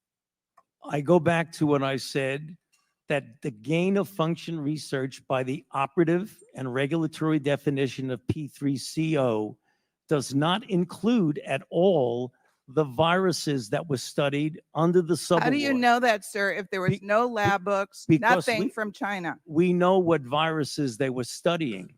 How? How do you know? You never went there. I'm telling you that the NIH funded research on these viruses. If someone else somewhere in China was doing something else, Well, That and was that's the not- problem that- because NIH didn't go there. You didn't get the reports that were needed. How in the world would you know? I'm going to go on to the next Well, question. and you're not hearing what I'm saying. Dr. Morenz, your senior advisor for over 20 years, said in an email dated February 24th, 2021, I learned from your FOIA lady here now how to make emails disappeared when I am FOIA'd, but before the search starts, so I think we are all safe. Plus, I deleted most of these earlier emails after sending them to Gmail. In another email dated 4/21/21, Dr. Morenz said, I forgot to say, there is no worry about FOIAs. I can either send stuff to Tony, meaning you, on his private email or hand it to him at work or at his house. He is too smart to let colleagues send him stuff that could cause trouble. Dr. Fauci, were you ever engaged in attempts to obstruct the Freedom of Information Act and the release of public documents? No, Did Dr. Morenz communicate with you about official business using his private email? official business, no. Did you ever encourage Dr. Morenz to use his private email address for official business? No. My next question, sir, is on February 1st, 2020. You, yourself, Dr. Fauci, the NIH Director Collins, and at least 11 other scientists were on a conference call to discuss the origins of COVID. A number of the scientists said that they were concerned that COVID was the result of a lab leak at the Wuhan Institute of Virology, and were concerned that a revelation of the lab leak theory would hurt their relationship with China. The CDC Director Redfield testified that he was not invited on this conference call, and he believes because he believed the lab leak theory was possible. 3 days later, on February 4th, 2020, 4 participants on the conference call authored a paper, Proximal Origin, which was sent to you for editing. Proximal Origin pushed the natural origin theory. On April 16, 2020, the NIH director, Dr. Collins, emailed you expressing dismay that the Nature Medicine article, which was based on proximal origin, didn't suppress the lab leak theory, and asked you for more public pressure to suppress the lab leak theory. The very next day, in response to Dr. Collins' request to suppress the lab leak theory, you cited the Nature Medicine article, which discounted the lab leak theory from the White House podium. My question to you, sir, did you cite this article at the White House because the NIH director asked you to suppress the lab leak theory? I did not do that in response to anybody's suggestion to suppress anything. It was in response to a question that someone asked at the podium. And I did not edit any paper as shown in my official testimony. So you said about 4 or 5 things, Congressman, that were just not true. Well, we have emails to prove it. Well, you don't. Thank you, and I yield back. I now recognize Mr. Mfume from Maryland for 5 minutes of questions. Thank you very much, Mr. Chairman. And by the way, no, we don't have it. So I get tired of hearing we've got it, and then when we ask for it, it's not there. We do not have it, Dr. Fauci, and for everyone watching this. That's just incorrect. Now, let me just say a couple of things. If I sound a little outraged, just because, you know, we sit here and we watch one conspiracy theory after another get debunked. And if I might, on a point of personal privilege, to the gentlewoman from New York who wanted to argue that we should be worrying about testing of human medicines on animals. If this committee really wants to do something, let's talk about the most infamous biomedical research study in the United States, the Tuskegee study, where 400 Black men in this country were injected deliberately with syphilis and allowed to die slowly over a 40-year period without any attempt to help them at all. It was condoned by the U.S. Public Health Service. And if we want to talk about testing, let's talk about that as well. I'm going to talk about COVID right now. Mr. Chairman, I have the floor, Mr. Chairman. I want to say to you, Mr. Chairman, Ask you to suspend, please. I want to remind the audience of decorum. Recognize Mr. Mfume. Thank you, Mr. Chairman. I want to thank you and Ranking Member Ruiz for this opportunity. Dr. Fauci, we owe you an apology for the way we have raked you through the mud, and none of us have said to you, here's where you go to get your good name and your reputation back. It's the most unfair thing I have seen. If there were evidence, if there were facts that supported the charges, I, like everybody else, would be interested, but we haven't seen a damn thing to suggest that these accusations are accurate. You've been a hero to many for 54 years, 5+ decades. You helped lead this country through the anthrax scare, through AIDS, through Zika, through Ebola, through SARS, and through COVID-19, pandemics and epidemics. We owe you a collective thank you. You are a world-renowned scientist and an American patriot. And whether or not people want to believe that, that's on them. But those facts are undisputable. For a year and a half, the Republican majority on this committee has sought to weaponize genuine scientific questions over COVID-19 and to vilify our public health officials and our nation's scientists with unsubstantiated, with baseless, with allegations that just can't stand the light of day. And so they've tried to do that with COVID-19, and we are here now as a result of the aggregated amount of foolishness that has taken place. And I've always said to this committee, every time I've had a chance to speak, let's go back to when we were in the heart of the pandemic, when our family members and friends and coworkers were dying left and right, when we were afraid to get near anybody, where we wanted to wash down our groceries before we brought them into the house, where we were willing to put on masks or headgear if it would keep us from being infected. And we turned to our leaders and our public health officials and scientists for answers. And we got some, but then we didn't get some. And then we got some later, like Dr. Deborah Birx, who was Donald Trump's expert on the virus, who said, no, bleach won't do it. Don't inject yourself with it. And who also said publicly on the record that thousands of American lives could have been spared if we had done what we were being told to do by the scientific community. At least one thing is clear. Those 1 million people who died as a result of these conspiracy theories will never come back. And those families have empty seats at the table year after year. And we do a disservice if at the very least we don't acknowledge their deaths and the harm and the hurt that has been done to their families and learn how to find a way to trust science going forward in this country. Dr. Fauci, you've been accused over and over again of going to the CIA headquarters and sitting down and having a meeting with the CIA to construct a way to make sure that COVID raged in this country. Is that correct? That is incorrect. Dr. Fauci, have you been to the CIA office in the last 20 years or headquarters? I went to the CIA decades ago during the anthrax attacks to discuss the possibility of terrorist attacks. Thank you. I wanted to get that on the record because that's just the latest theory now that you and the CIA director conspired. This is foolishness. People are not going to agree with you. I understand that. But we take and besmirch somebody's good name. Think about if it were one of us. We'd be jumping up and down trying to find a way to get justice. And so on behalf of those of us who are thankful, who are part of many in a grateful nation, thank you for your service, sir. I yield back. And I'll recognize Mr. Cloud from Texas for 5 minutes of questions.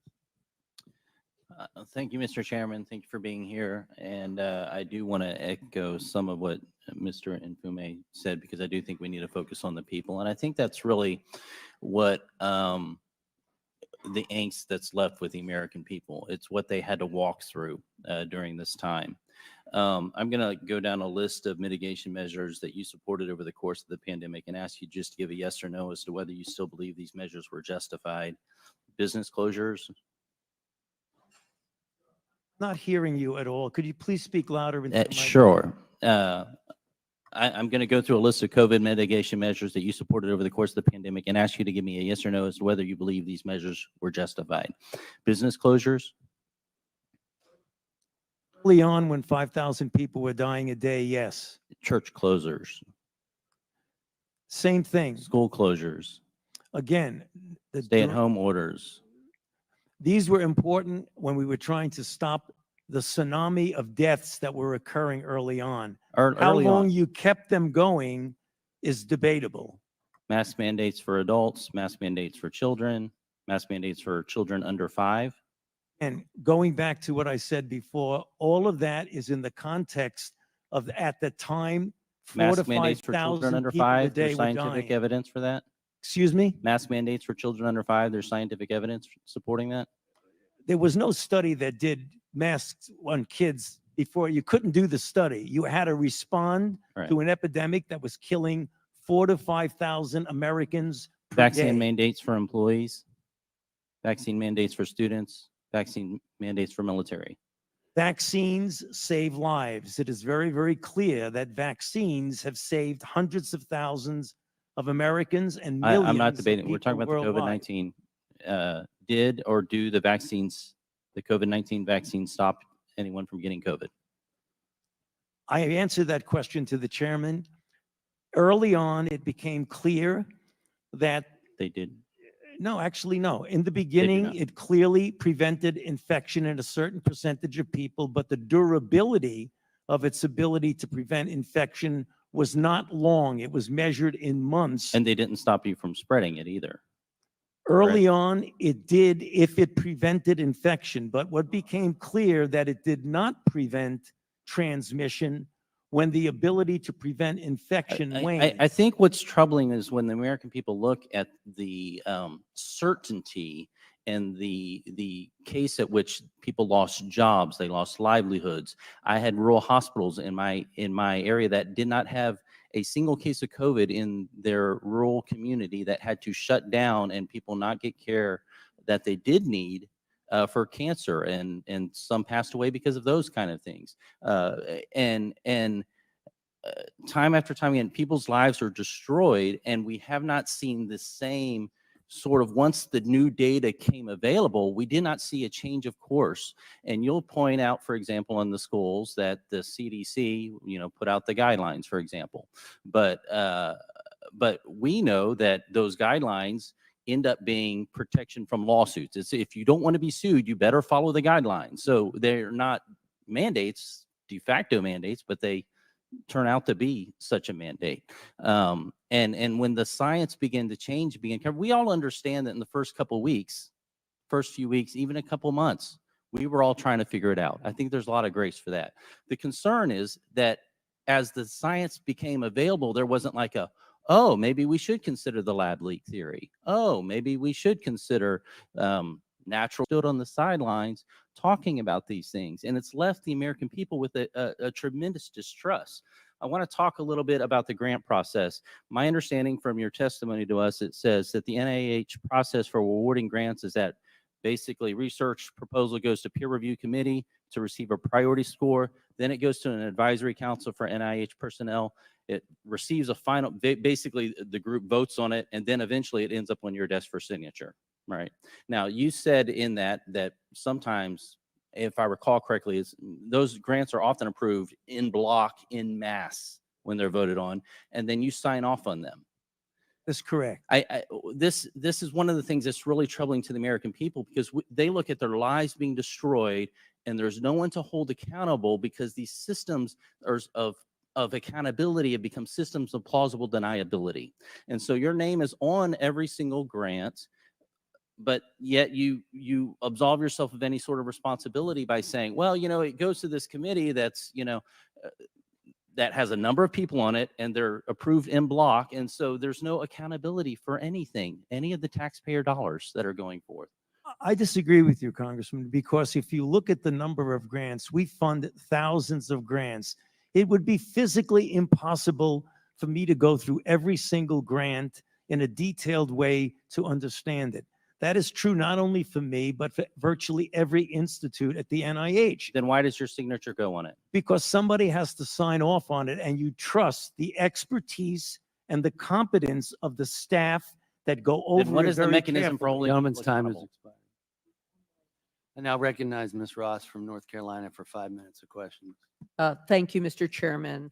I want to thank you, Dr. Fauci, for your voluntary testimony today, also for so much grace in your 14 hours of testimony. And I, again, want to thank you for your service and your patience. It's truly remarkable. Because it bears repeating, let me just remind everyone that after 15 months, my Republican colleagues' extreme allegations against you remain unsubstantiated. Unsubstantiated. And now, during your 2-day closed-door interview in January, you discussed a number of topics regarding the public health response to the COVID-19 pandemic, some of which we've touched on briefly, but I just want to dive in a little bit deeper here. For example, you discussed both then and here with Congresswoman Castor the recommendation that we maintain 6 feet of distance between one another to reduce the spread of COVID-19. And you discussed how social distancing recommendations were developed, that you yourself didn't pick this 6 feet, and it was just really kind of a guideline in the moment. In your view, though, do social distancing recommendations and other public health measures to reduce transmission save lives? Definitely. Okay. I'd also like to go back and take a deeper dive into the COVID-19 vaccine discussion that we just had. And you were also asked about that during your interview in January. In the Select Subcommittee, we've heard suggestions that the vaccine was ineffective because of breakthrough infections that occur after vaccination. We just heard about that right here. But as I understand it, perhaps the strongest measure of COVID-19 vaccines' effectiveness is the reduction of severe disease and death, not necessarily getting a milder form of COVID. Could you talk about that a little bit? Yes, it's very clear that when you're dealing with many vaccines, but particularly when you're looking at COVID, as I mentioned, and I'll repeat it quickly for you, that early on there was a degree, not as much as against severe disease, of protection against infection. Unfortunately, that protection against infection, which is related to transmissibility, waned rather rapidly in a matter of months.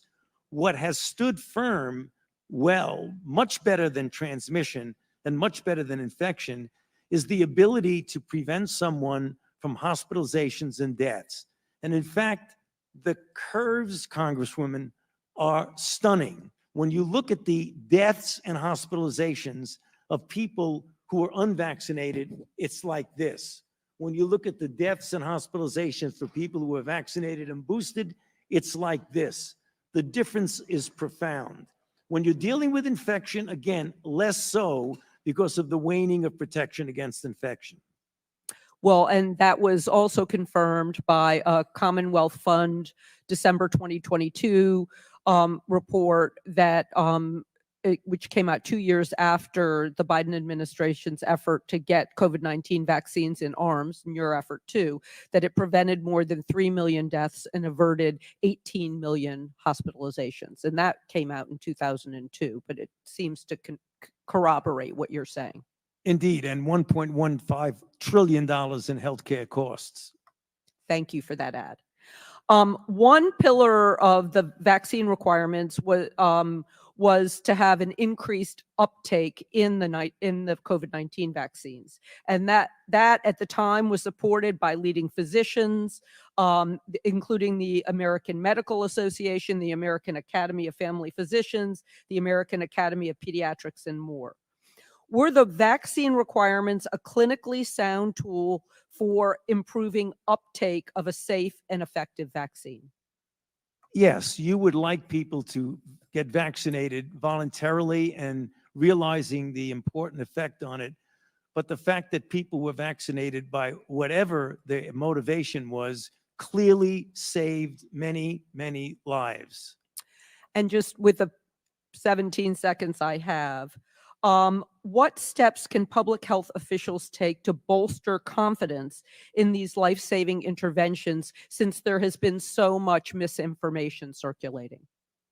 That's going to be very difficult, Congresswoman, because there is so much mis and disinformation around that we've got to do a better job of reaching out and trying to get the correct information. But that's difficult when you have a very energetic group of people continually spreading mis and disinformation about vaccines. We've got to be more proactive in putting out the facts and the data and the information that's correct.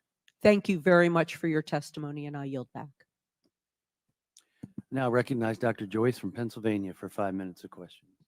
Thank you, Chairman Wenstrup, for convening this important hearing, and thank you, Dr. Fauci, for testifying. Dr. Fauci, one of the controversial regulations of the pandemic was the 6-foot distancing rule. This rule became an important policy consideration in subsequent regulations. However, you testified recently, and I'm quoting, "This 6-foot rule sort of just appeared." Do you think that a rule that sort of just appeared is substantial justification for the regulations that we saw based on that 6-foot rule? Congressman, thank you for that question. I answered that, but I'll summarize it briefly for you. When saying it just appeared, it came from the CDC. Okay, you stated that earlier. What was your relationship with the CDC when you saw a regulation which was not based in the current science? Well, when I say was not based in science, I meant a prospective clinical trial to determine whether 6 foot was better than 3, was better than 10. But once we realized that the virus was not spread by droplets and was aerosolized, did you feel an indication to go back to the CDC and said, let's base this on science. Let's get rid of this 6-foot rule. This 6-foot rule crippled businesses. It allowed students to stay at home and not learn.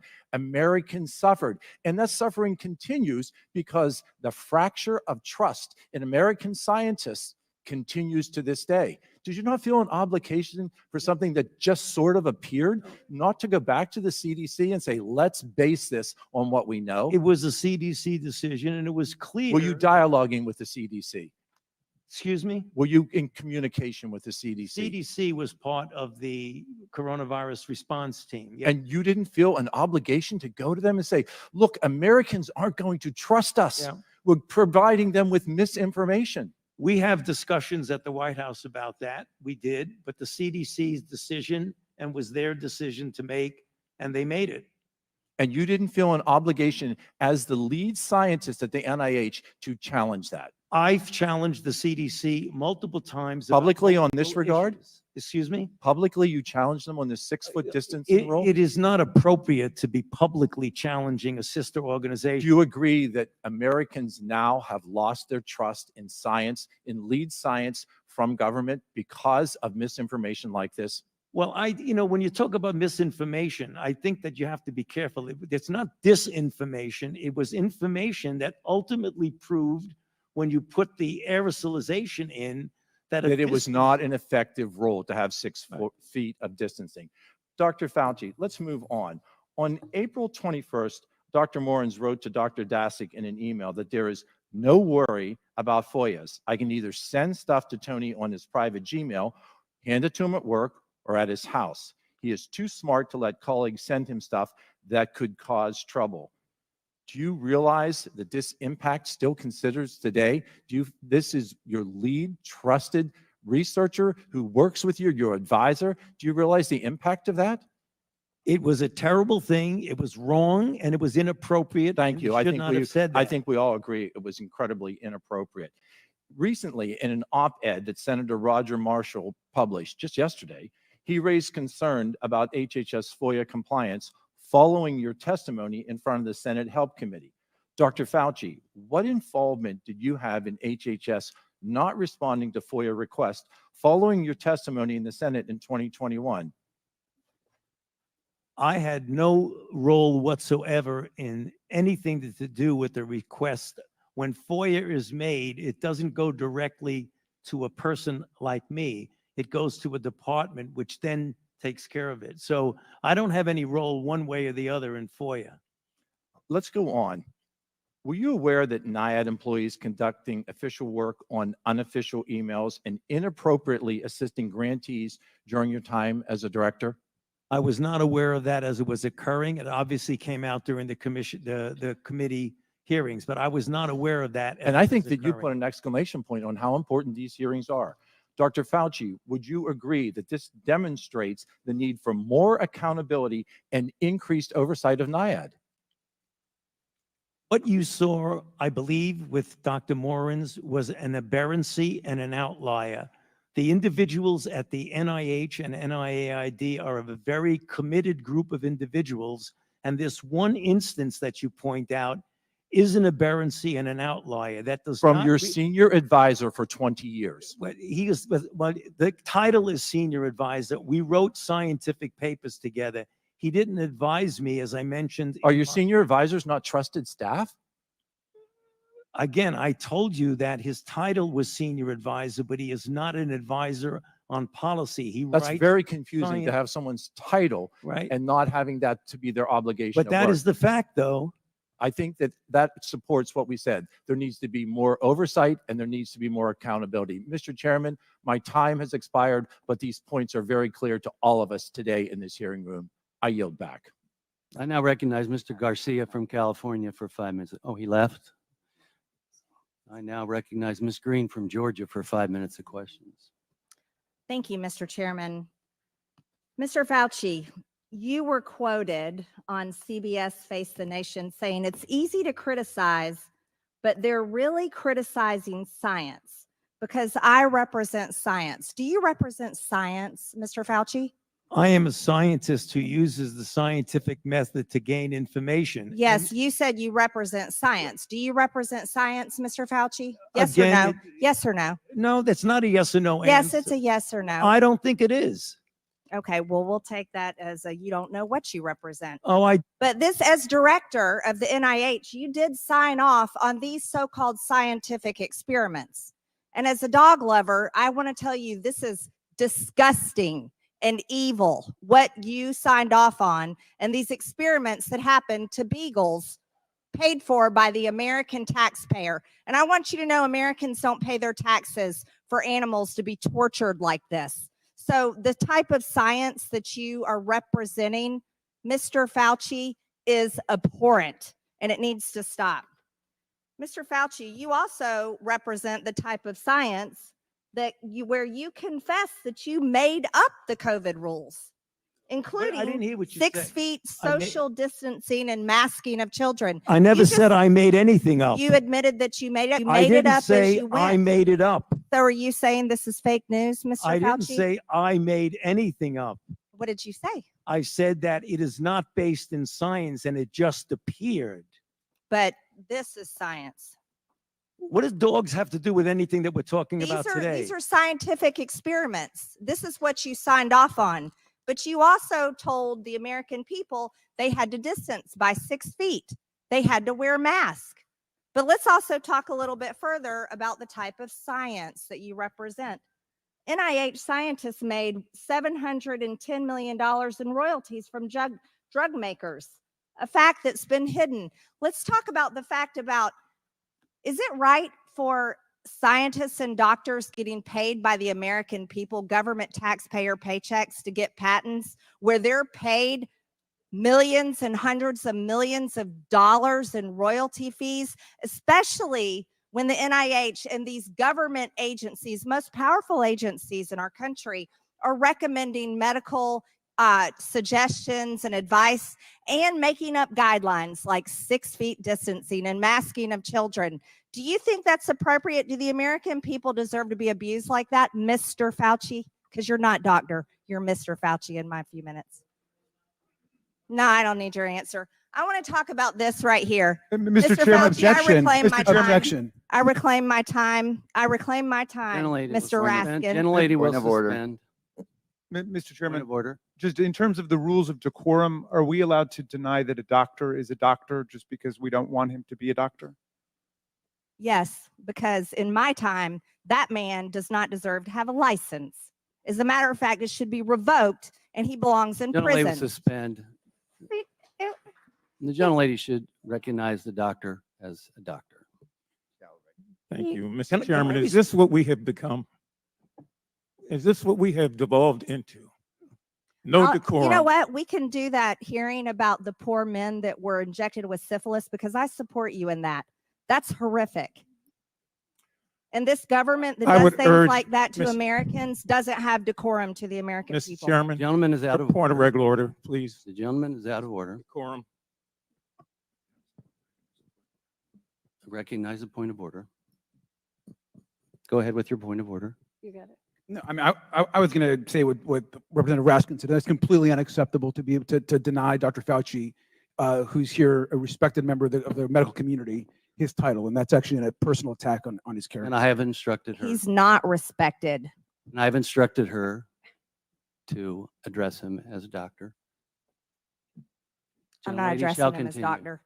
Let's talk about I would- let's talk Mr. about Chairman, this. I I'm would move reclaiming that the my woman's time. I'm reclaiming my time. Words get taken I'm down. then. reclaiming my time. Second that. Point of order. Suspend. All right. A member can only move to have words. I'm sorry. The issues we are debating are important ones that members feel deeply about. And while vigorous disagreement is part of the legislative process, as I said at the beginning, members are reminded that we must adhere to established standards of decorum in debate. This is a reminder that it is a violation of House rules and the rules of this committee to engage in personalities regarding other members or to question the motives of a colleague. Remarks of that type are not permitted by the rules and are not in keeping with the best traditions of our committee. The chair will enforce these rules of decorum at all times and urges all members to be mindful of their remarks. Does the gentleman from California have anything further?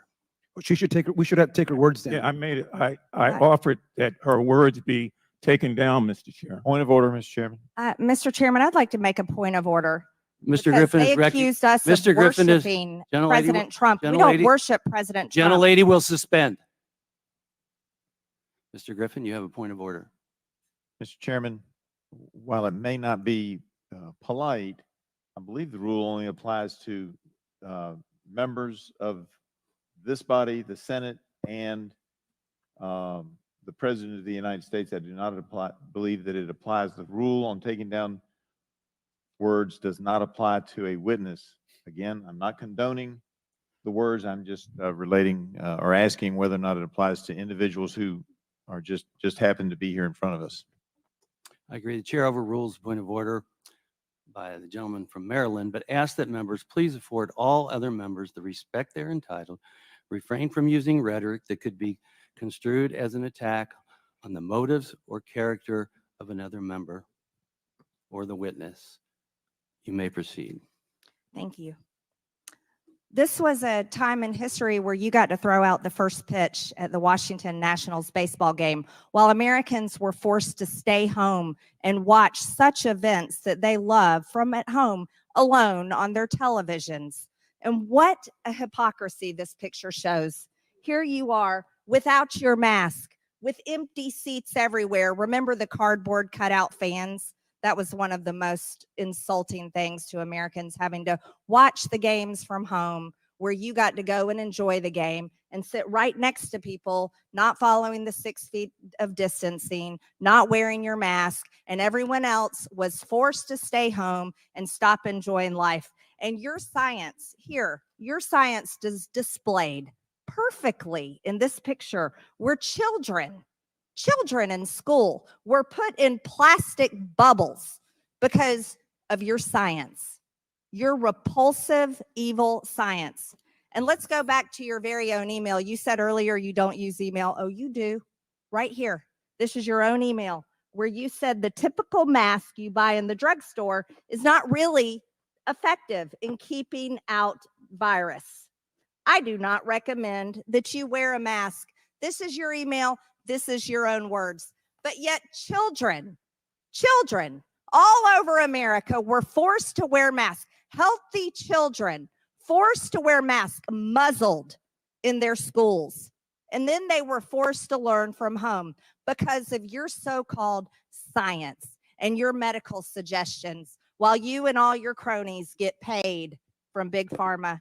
You know that what this committee should be doing? We should be recommending you to be prosecuted. We should be writing a criminal referral because you should be prosecuted for crimes against humanity. You belong in prison, Dr. Fauci. Mr. Chairman, I have another point of order. I recognize I Ms. Dingle. Just want to make sure the record is clear.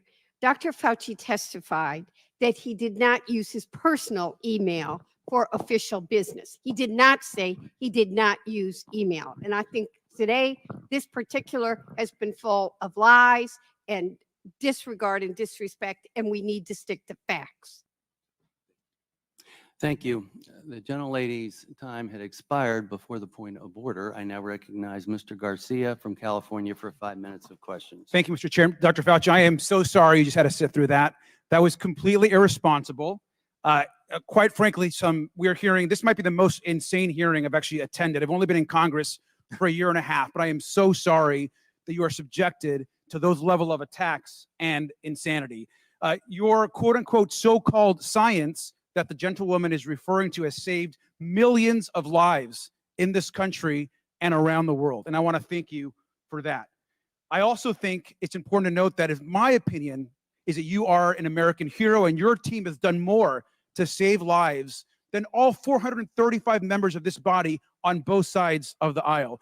You guys have worked not just during this pandemic, but over time to save millions of lives in this country and across the world.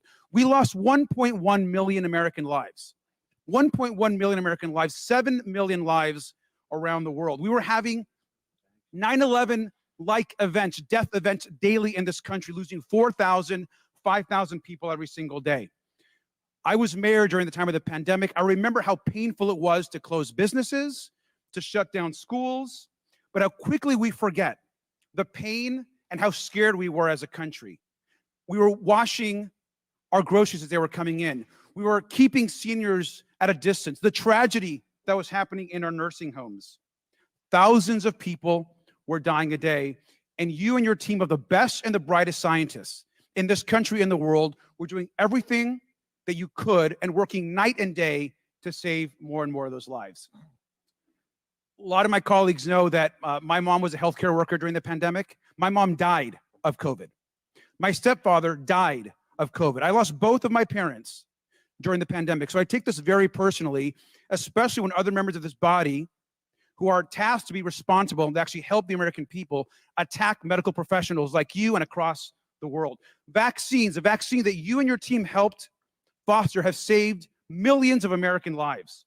These attacks are ridiculous. Now, even before this committee started, I'm going to point a few things out. Even before this committee started, this same member that just went on this rant introduced the Fire Fauci Act and promoted on a podcast, saying that COVID was a bioweapon. That is how insane some of these comments are. And I want to quote this. This is a quote from the same member. "I don't believe in evolution. These viruses were not making people sick until they created them. They weaponize these viruses to be able to attach to our cells and make us sick. It's a bioweapon." The "they created them," sir, is you. They are attacking you and our medical community for actually creating COVID that has caused the deaths of millions. And we know that these extreme comments are targeting public health officials across the country. I also want to show you this other comment. Same member who just attacked you. "The Fauci-funded Wuhan lab created the virus." This is so crazy and irresponsible. In this post, the same member of this committee is accusing you of orchestrating a global conspiracy to create COVID on purpose just to make people get vaccines. That you've done this, sir. The same member routinely promotes complete misinformation about vaccines and actually has encouraged the routine prevention of vaccinations that even eliminate diseases like the measles. Dr. Fauci, you've brought together our nation and the world's best and brightest scientists to take on COVID and create a vaccine that works. I want to ask you a question. I want to be crystal clear for the public. You brought together the world and America's best scientists. Do you believe that the vaccine that you all helped create and ensure is safe and effective for the public? Yes, and its track record has proven that. And do you also agree that it saved hundreds of thousands and possibly millions of lives in America and across the world? That is absolutely correct. And it's very clear that it's saved millions of lives here and throughout the world. The Europeans have done the same studies that we have, and the data are incontrovertible that they save lives. Sir, and do you think the American public should listen to America's brightest and best doctors and scientists, or instead listen to podcasters, conspiracy theorists, and unhinged Facebook memes? No, listening to people who you just described is going to do nothing but harm people, because they will deprive themselves of life-saving interventions, which has happened.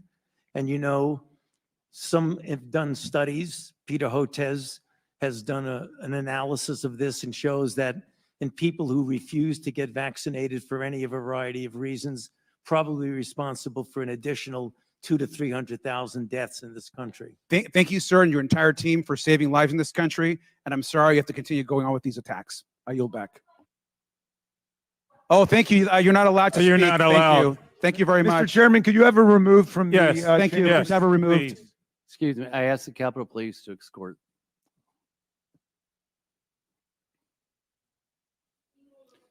Yep, thank you. She can be removed. Yeah, you can be removed. Actually, you're not allowed to speak. Your time has Take your expired. Starbucks with you. Mr. Garcia, Mr. Raskin, you're out of line. Your times have expired. Now recognize Dr. Jackson from Texas for 5 minutes of questions. Thank you, Mr. Chairman.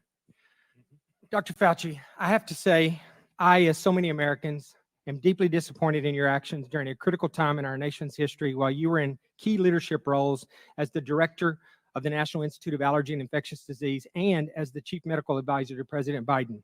Put quite simply, you failed miserably, in my opinion.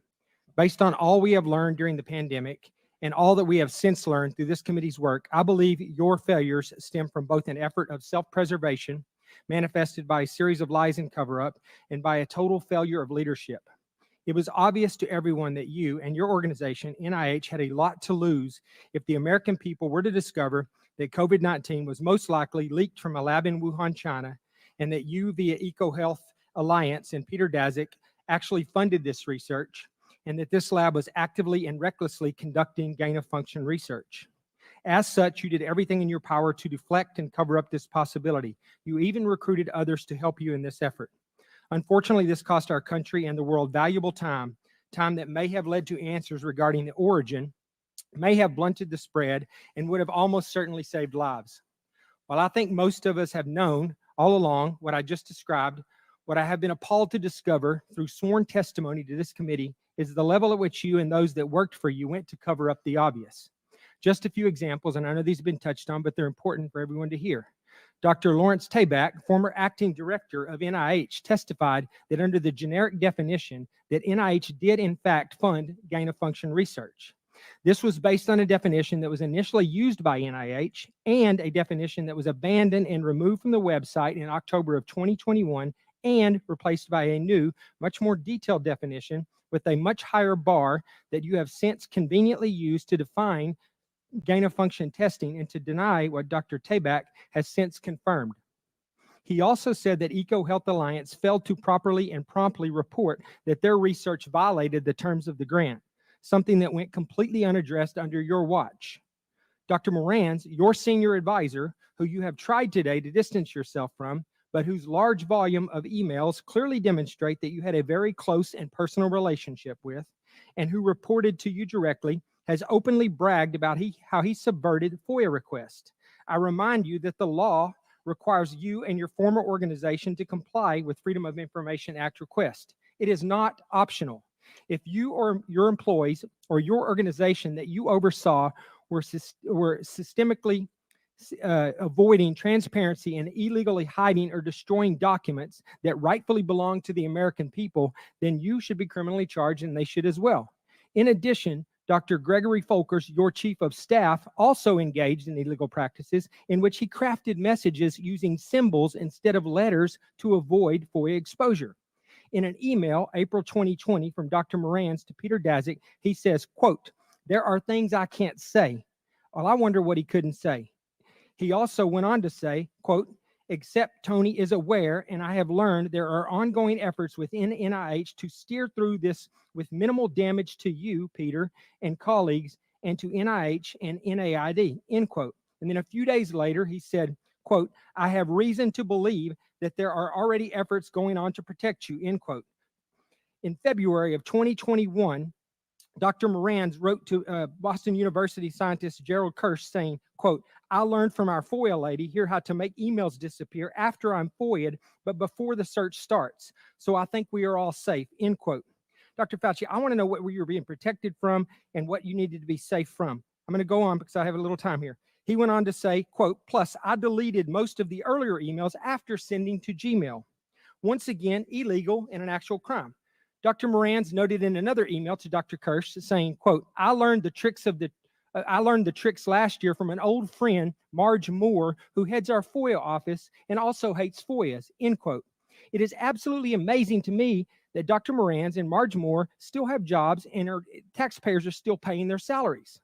Dr. Morans wrote to Dr. Daszak in April of 2021, quote, P.S. I forgot to say there is no worry about FOIAs. I can either send stuff to Tony on his private email or hand it to him to work or at his house. He is too smart to let colleagues send him stuff that could cause trouble. End quote. Apparently, you neglected to surround yourself with equally smart individuals. Dr. Morans wrote to another collaborator, Peter Hotitz, in June 2021 at Baylor College of Medicine that he had deleted all his emails related to COVID origin when, quote, the shit hit the fan, end quote. He said, quote, I feel pretty sure Tony were too. The best way to avoid FOIA hassles is to delete all emails when you learn the subject is pretty sensitive. In October 2021, Dr. Morans wrote to Peter Daszak, quote, Peter, from Tony's numerous recent comments to me and from what Francis has been vocal about over the past 5 years, we are trying to protect you. And they are protecting their own reputations as well, end quote.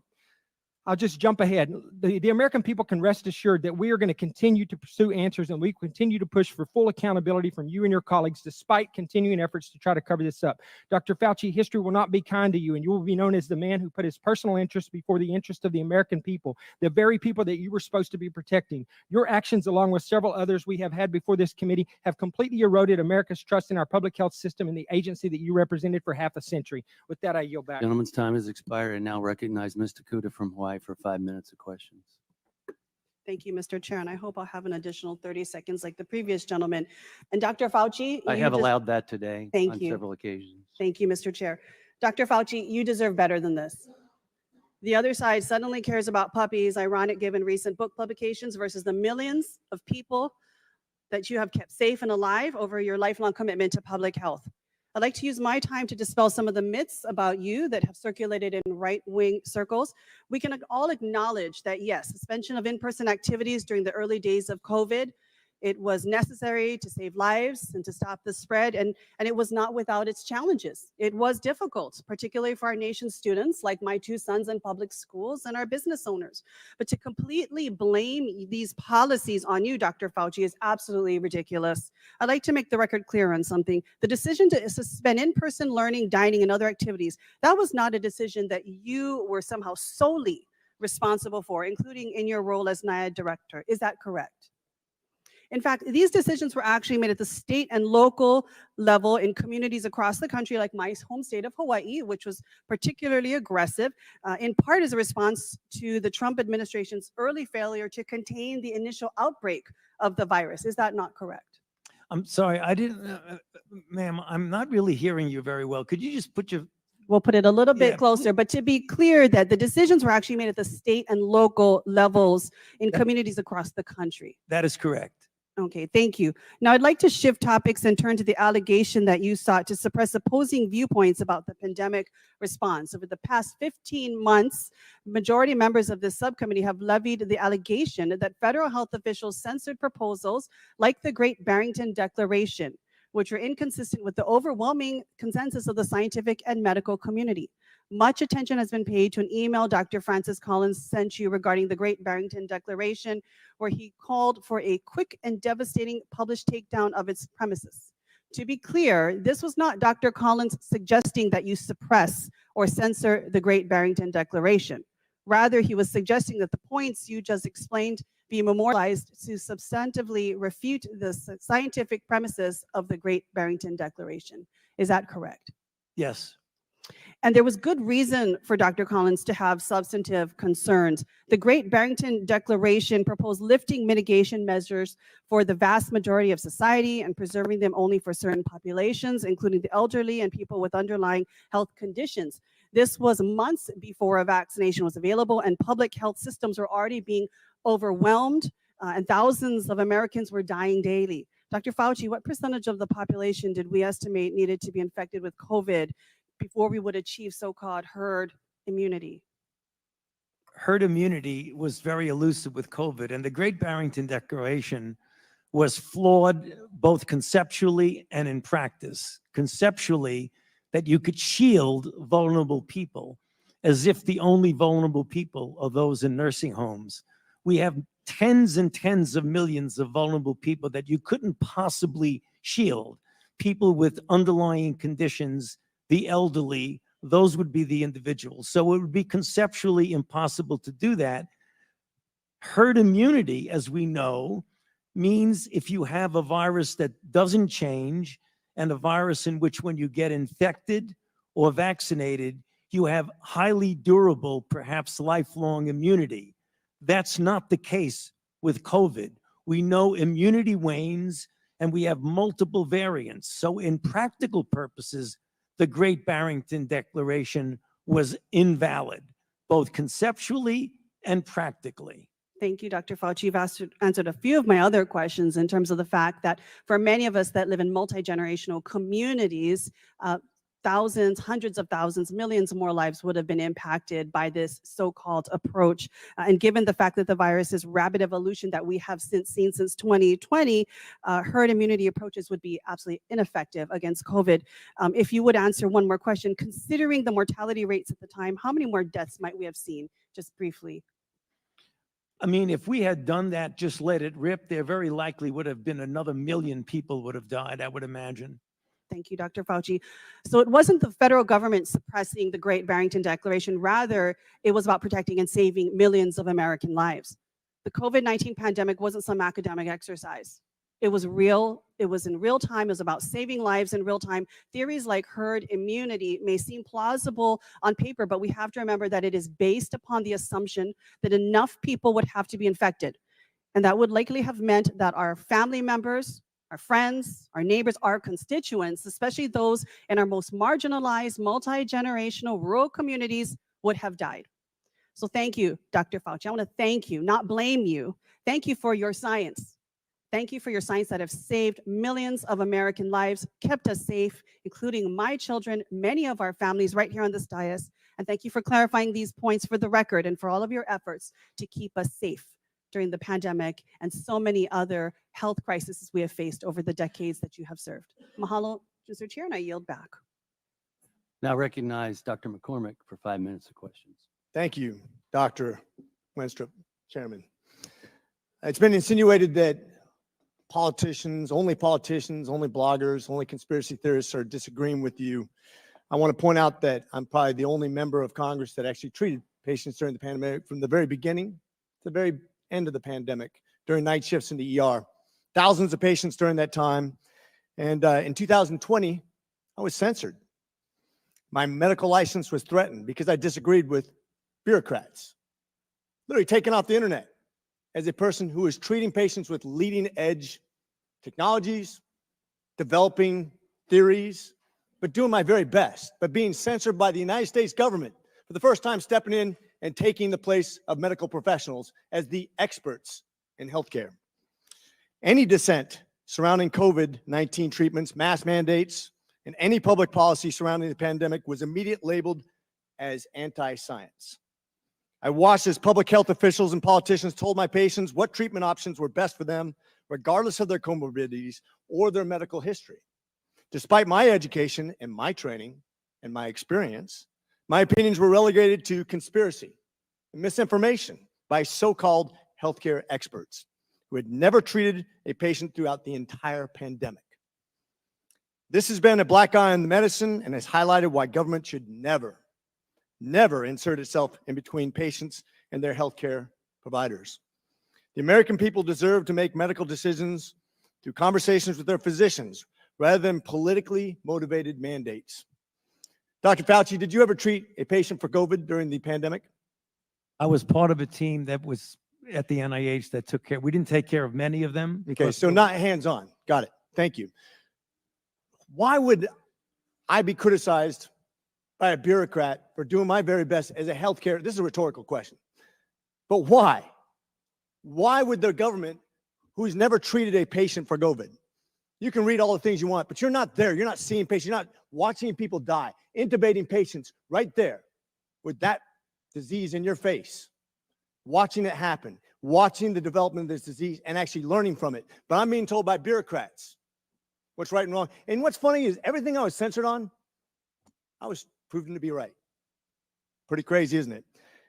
You said in an interview that you gave as part of an audiobook written by Michael Spector that you believed an institutional should make it hard for people to live their lives so they'd feel pressured to get vaccinated. Could we run the audio clip on that, please?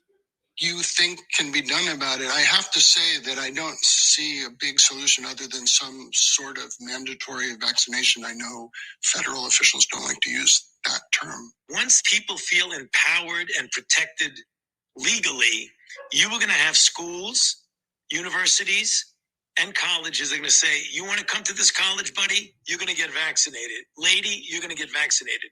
Yeah. Big corporations like Amazon and Facebook and all of those others are going to say, you want to work for us, you get vaccinated. And it's been proven that when you make it difficult for people in their lives, they lose their ideological bullshit and they get vaccinated. Thank you. Are all objections to COVID vaccinations ideological bullshit, Dr. Fauci?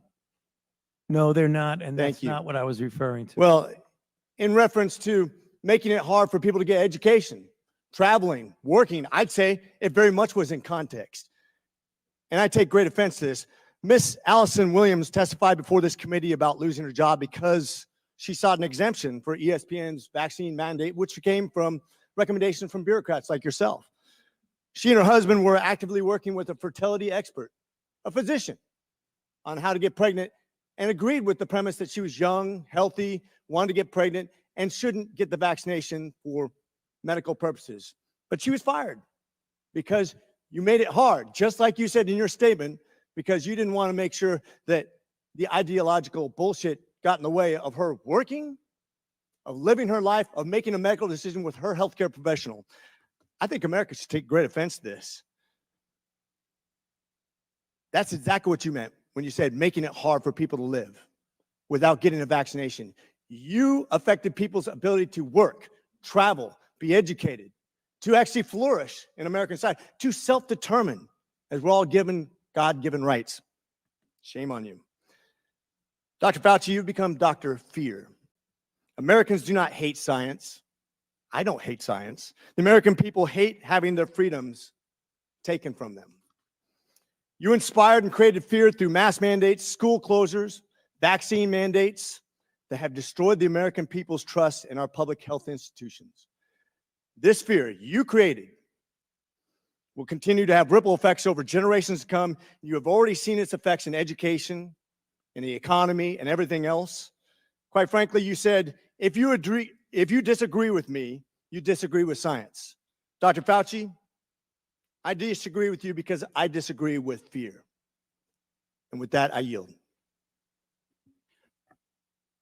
I now recognize Mr. Moskowitz from Florida for 5 minutes of questions. Thank you, Mr. Chairman. Dr. Fauci, good to be with you here today. I was not here, but I saw a member of this committee questioned whether or not you represent science and tried to make that in some offensive way. I just want you to know most Americans don't think she represents Congress. So one of the things I've learned. So I hear now you double Fauci. So I don't want you to be offended by that. I actually, similar to Representative McCormick, who was serving in the field as a doctor during COVID, I was running the logistics operation and the Florida response as the director of emergency management for the state of Florida for Governor DeSantis. So I was deploying masks and gowns and gloves. We were setting up field hospitals. We were setting up testing sites. We were setting up vaccine sites. throughout the pandemic. And the one thing that became clear to me as a country is we were not prepared. In fact, we actually had many preparations for a pandemic, but both the states collectively and the federal government threw that out and kind of was just making it up as we go. One of the things I wanted to ask you, and I understand you're not in the response field, but do you feel, since you've left, that we are better prepared today than we were several years ago when COVID hit? In some respects, excuse me, in some respects we are, but in others I'm still disappointed. And I think one of the things that was really a problem with the response was the degree of divisiveness that we had in the country about a lack of a coherent response, where we were having people, for reasons that had nothing to do with public health or science, refusing to adhere to public health intervention measures. What I think that we will do better, hopefully, is that the CDC, I believe, has now recognized some of the failings of the lack of communication and interaction between the federal response and the local public health officials. One of the weaknesses that we had in the United States that other countries didn't have was a disconnect between the healthcare system and the public health system. Whereas the CDC can't demand information from local public health individuals. They have to volunteer to give it to them, and it isn't given to them in real time. So we were at a disadvantage. Oh, no question. I saw that. I saw how the lack of investment in technology, right? We had trying to share information with the federal government using, Windows 2000. Well, fax machines. Fax machines. Right. Exactly. Yeah. So And so, we spent $7 trillion in 2 packages and 2 administrations. And one of my concerns is that I feel that, especially in supply chain, I feel like we're not that much better off than we were before COVID. Am I wrong in that assessment? Yeah, I don't think you're wrong, but I hope that the CDC has made it very clear that they are trying to change that and correct that deficit of a separation between the local and the federal CDC so that we can get information in real time. It was very frustrating for us that often we had to go to the UK or South Africa or Israel to get real-time information because they had a connection between what was going on in the ground and their public health system. So they knew right away what was happening. We didn't. Dr. Fauci, you talked about how, we live in partisan times, a lot of misinformation.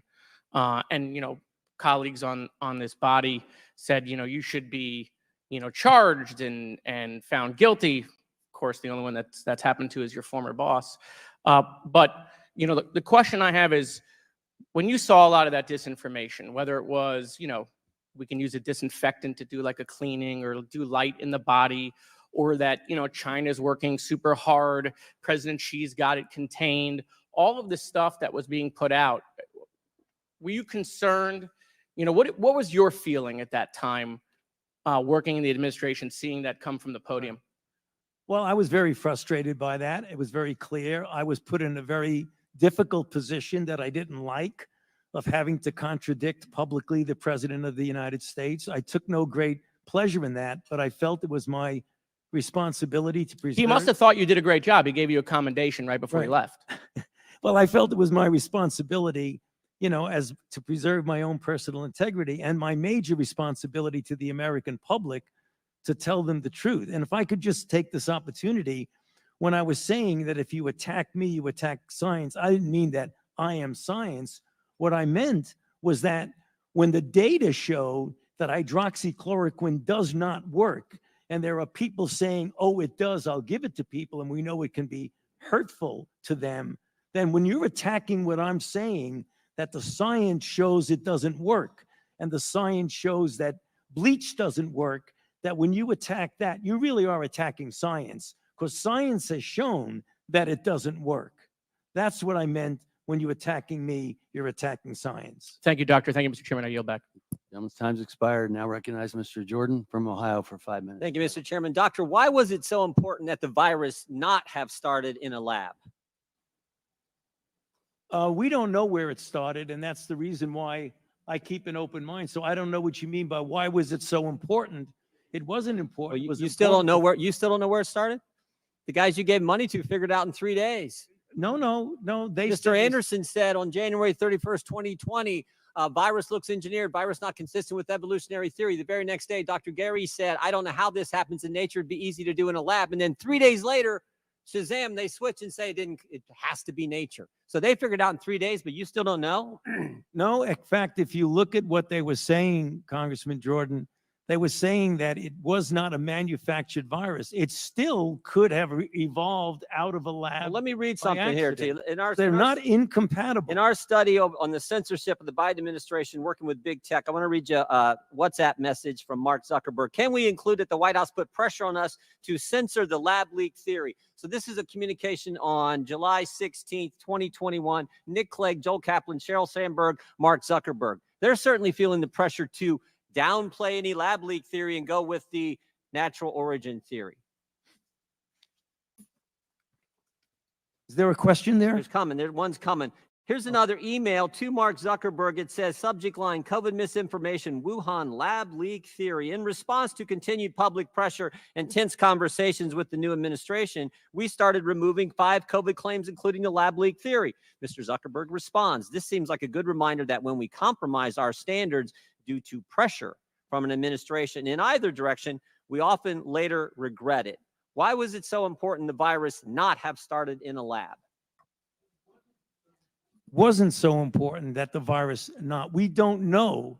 We Well, know it was important to someone in the Biden administration, so much so that the top people at Meta, the top people at Facebook are asking, why are we getting all this pressure to downplay the lab leak theory? And we have an email from June of the same year, June 4th, 2021, saying the same thing. It was certainly important to somebody. Well, what has that got to do with me? I'm asking you because you're the expert on the coronavirus. I'm saying, I why was on the those administration, emails? why was the administration so pushing not to have the lab leak theory as something that was viable? I can answer that. I've kept an open mind throughout the entire You kept an process. open mind, Dr. Fauci, open mind. That is correct. What happened in those 3 days? Why did Dr. Anderson and, Mr. Anderson and Dr. Gary, why did they change their mind in 180 degrees? Because what Christian Anderson says 3 days later, after he said virus looks engineered, virus not consistent with evolutionary theory, 3 days later he says the main crackpot theories going around at the moment relate to this virus being somehow engineered, and that is demonstrably false. How did they figure all that out in 3 days, Dr. Fauci? You can do that. Still have an open mind. Well, what they did is that they testified before this committee. What they did, they went back and looked at the sequences and realized that their initial concern was unfounded about that, and it did not look at all like it was manufactured. But as they said in their paper, even though they feel it was more likely, 3 days they figured it that's out. exactly. You could do that Okay. in 3 days. You Okay. can scan sequences in a day. You Okay. don't need 3 days. Okay, who's Robert Redfield? The former director of the CDC. Dr. Redfield, right? And he was also on the coronavirus task force. Is that accurate? He was a member of the coronavirus task force. And here's yeah. what he said to this committee. He said, Redfield said that Fauci and Collins left him out because Redfield suspected that coronavirus had leaked from the Chinese lab. Is that accurate? Well, he said that, but that's not true. You're That saying is incorrect, Congressman. Dr. Redfield's lying to the committee when he No. sat right where you sat? When he said that I kept him out, that is an incorrect statement. The roster who was on the phone Was Dr. Redfield in that conference call on February 1st when you had Mr. Anderson and Dr. Gary on that call? He was not. And the conference call was put together by Jeremy Farrar. So no one kept him out. He said he was kept out because he felt. Did U.S. tax dollars? You want me to answer the question? Yeah, I would just wonder why he wasn't on the call. It seems to me the head of CDC, part of the coronavirus task force, which was formed 2 days prior to that call, would have been on the call. Well, the call was arranged by Jeremy Farrar. You should ask him. Okay. Did U.S. tax dollars flow through a grant recipient to the lab in China? I'm sorry. What was? Did U.S. tax dollars flow through a grant recipient to the lab in China? Yes, of course. It was a subaward to the Wuhan Institute. And who approved that award? Excuse me? And who approved that award? What agency approved that award? National Institute of Allergy and Infectious Diseases. Your agency approved that, right? Yes, it did after. Did that have anything to do with this downplaying of the lab leak theory? No, Nothing to do with it. nothing. What do you agree that there was a push to downplay the lab leak theory? Not on my part. Really? Really? Wow. Wow. I think most of the country would find that amazing. I still got 11 seconds. Well, look at the facts. I've kept an open mind throughout the entire process. All right, I yield back. I now recognize the majority staff for no longer than 30 minutes of questions. Dr. Fauci. Dr. Fauci, it's good to see you again. I want to ask a couple questions about some of the members' questions and then get into some follow-ups. The issue of the CIA trip was brought up. That was brought to us by a whistleblower. That was not an allegation made by the committee. It was an allegation made by the whistleblower. You testified at a transcribed interview back in early January. Do you recall me asking you about that allegation? About the going to the CIA? Yes. And do you recall, and you denied it then as well, and you denied it here today. Do you recall the subcommittee publishing that you denied it? I don't recall. We did. You did, okay. We put it out in a press release afterwards that you denied the whistleblower's allegation. And then today, during the course of the last couple hours, have any members on the majority side of the dais asked you about a trip to the CIA? Yeah. They have? No, side? they have. I'm sorry, Mitch, I'm not hearing this so well. I have a point of order, Mr. Chairman. What's the gentleman's point of order? I have an inquiry about whether or not I'm hearing things or whether or not you just yielded 30 minutes of committee time to staff. That is correct, both sides. And the question that the gentleman just raised was a question that I raised. So apparently he was not listening when I was questioning Dr. Fauci. Thank you for your point of order. You may continue. What I asked was, we asked you about this in a transcribed interview. You testified that you did not go to the CIA. We published that you refuted that allegation. And then today, no members of the Republican side of the dais have asked you that question. Is that accurate? Thank you. You've been asked a number of times about your former senior advisor, Dr. Morins, and have said, and I want to make sure I characterize it correctly because it goes a little back and forth, that you didn't conduct official business over a personal email with Dr. Morins. Has Dr. Morins emailed your personal email before on non-official purposes?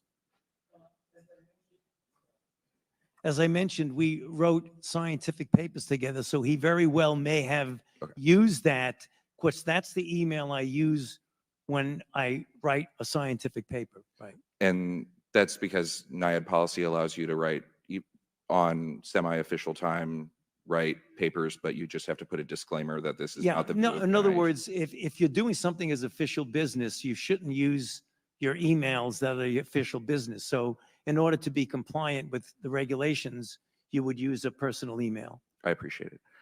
I want to ask about some of the public health policies enacted during the pandemic. Dr. Francis Collins, the former NIH director, recently said in an interview, and I'm quoting, you attach an infinite value to stopping the disease and saving a life. You attach a zero value to whether this actually totally disrupts people's lives, ruins the economy, and has kept many kids out of school in a way that they never quite recovered. Understanding the COVID task force had a lot of voices at the table, is that an accurate description of the public health advisors? And then you could fit in other advisors along the way? Yeah, Mitch, what I believe that Dr. Collins was saying was that we give advice based on pure public health issues. It's very, very clear now, retrospectively, looking at the potential collateral negative effects of things like mandating. It would be important for us now, since the purpose of, I believe, why we're here, is to how we can do better next time, is to consider the balance. I think things that we did in the beginning were in the context of horrible situation of 4,000 to 5,000 deaths per day.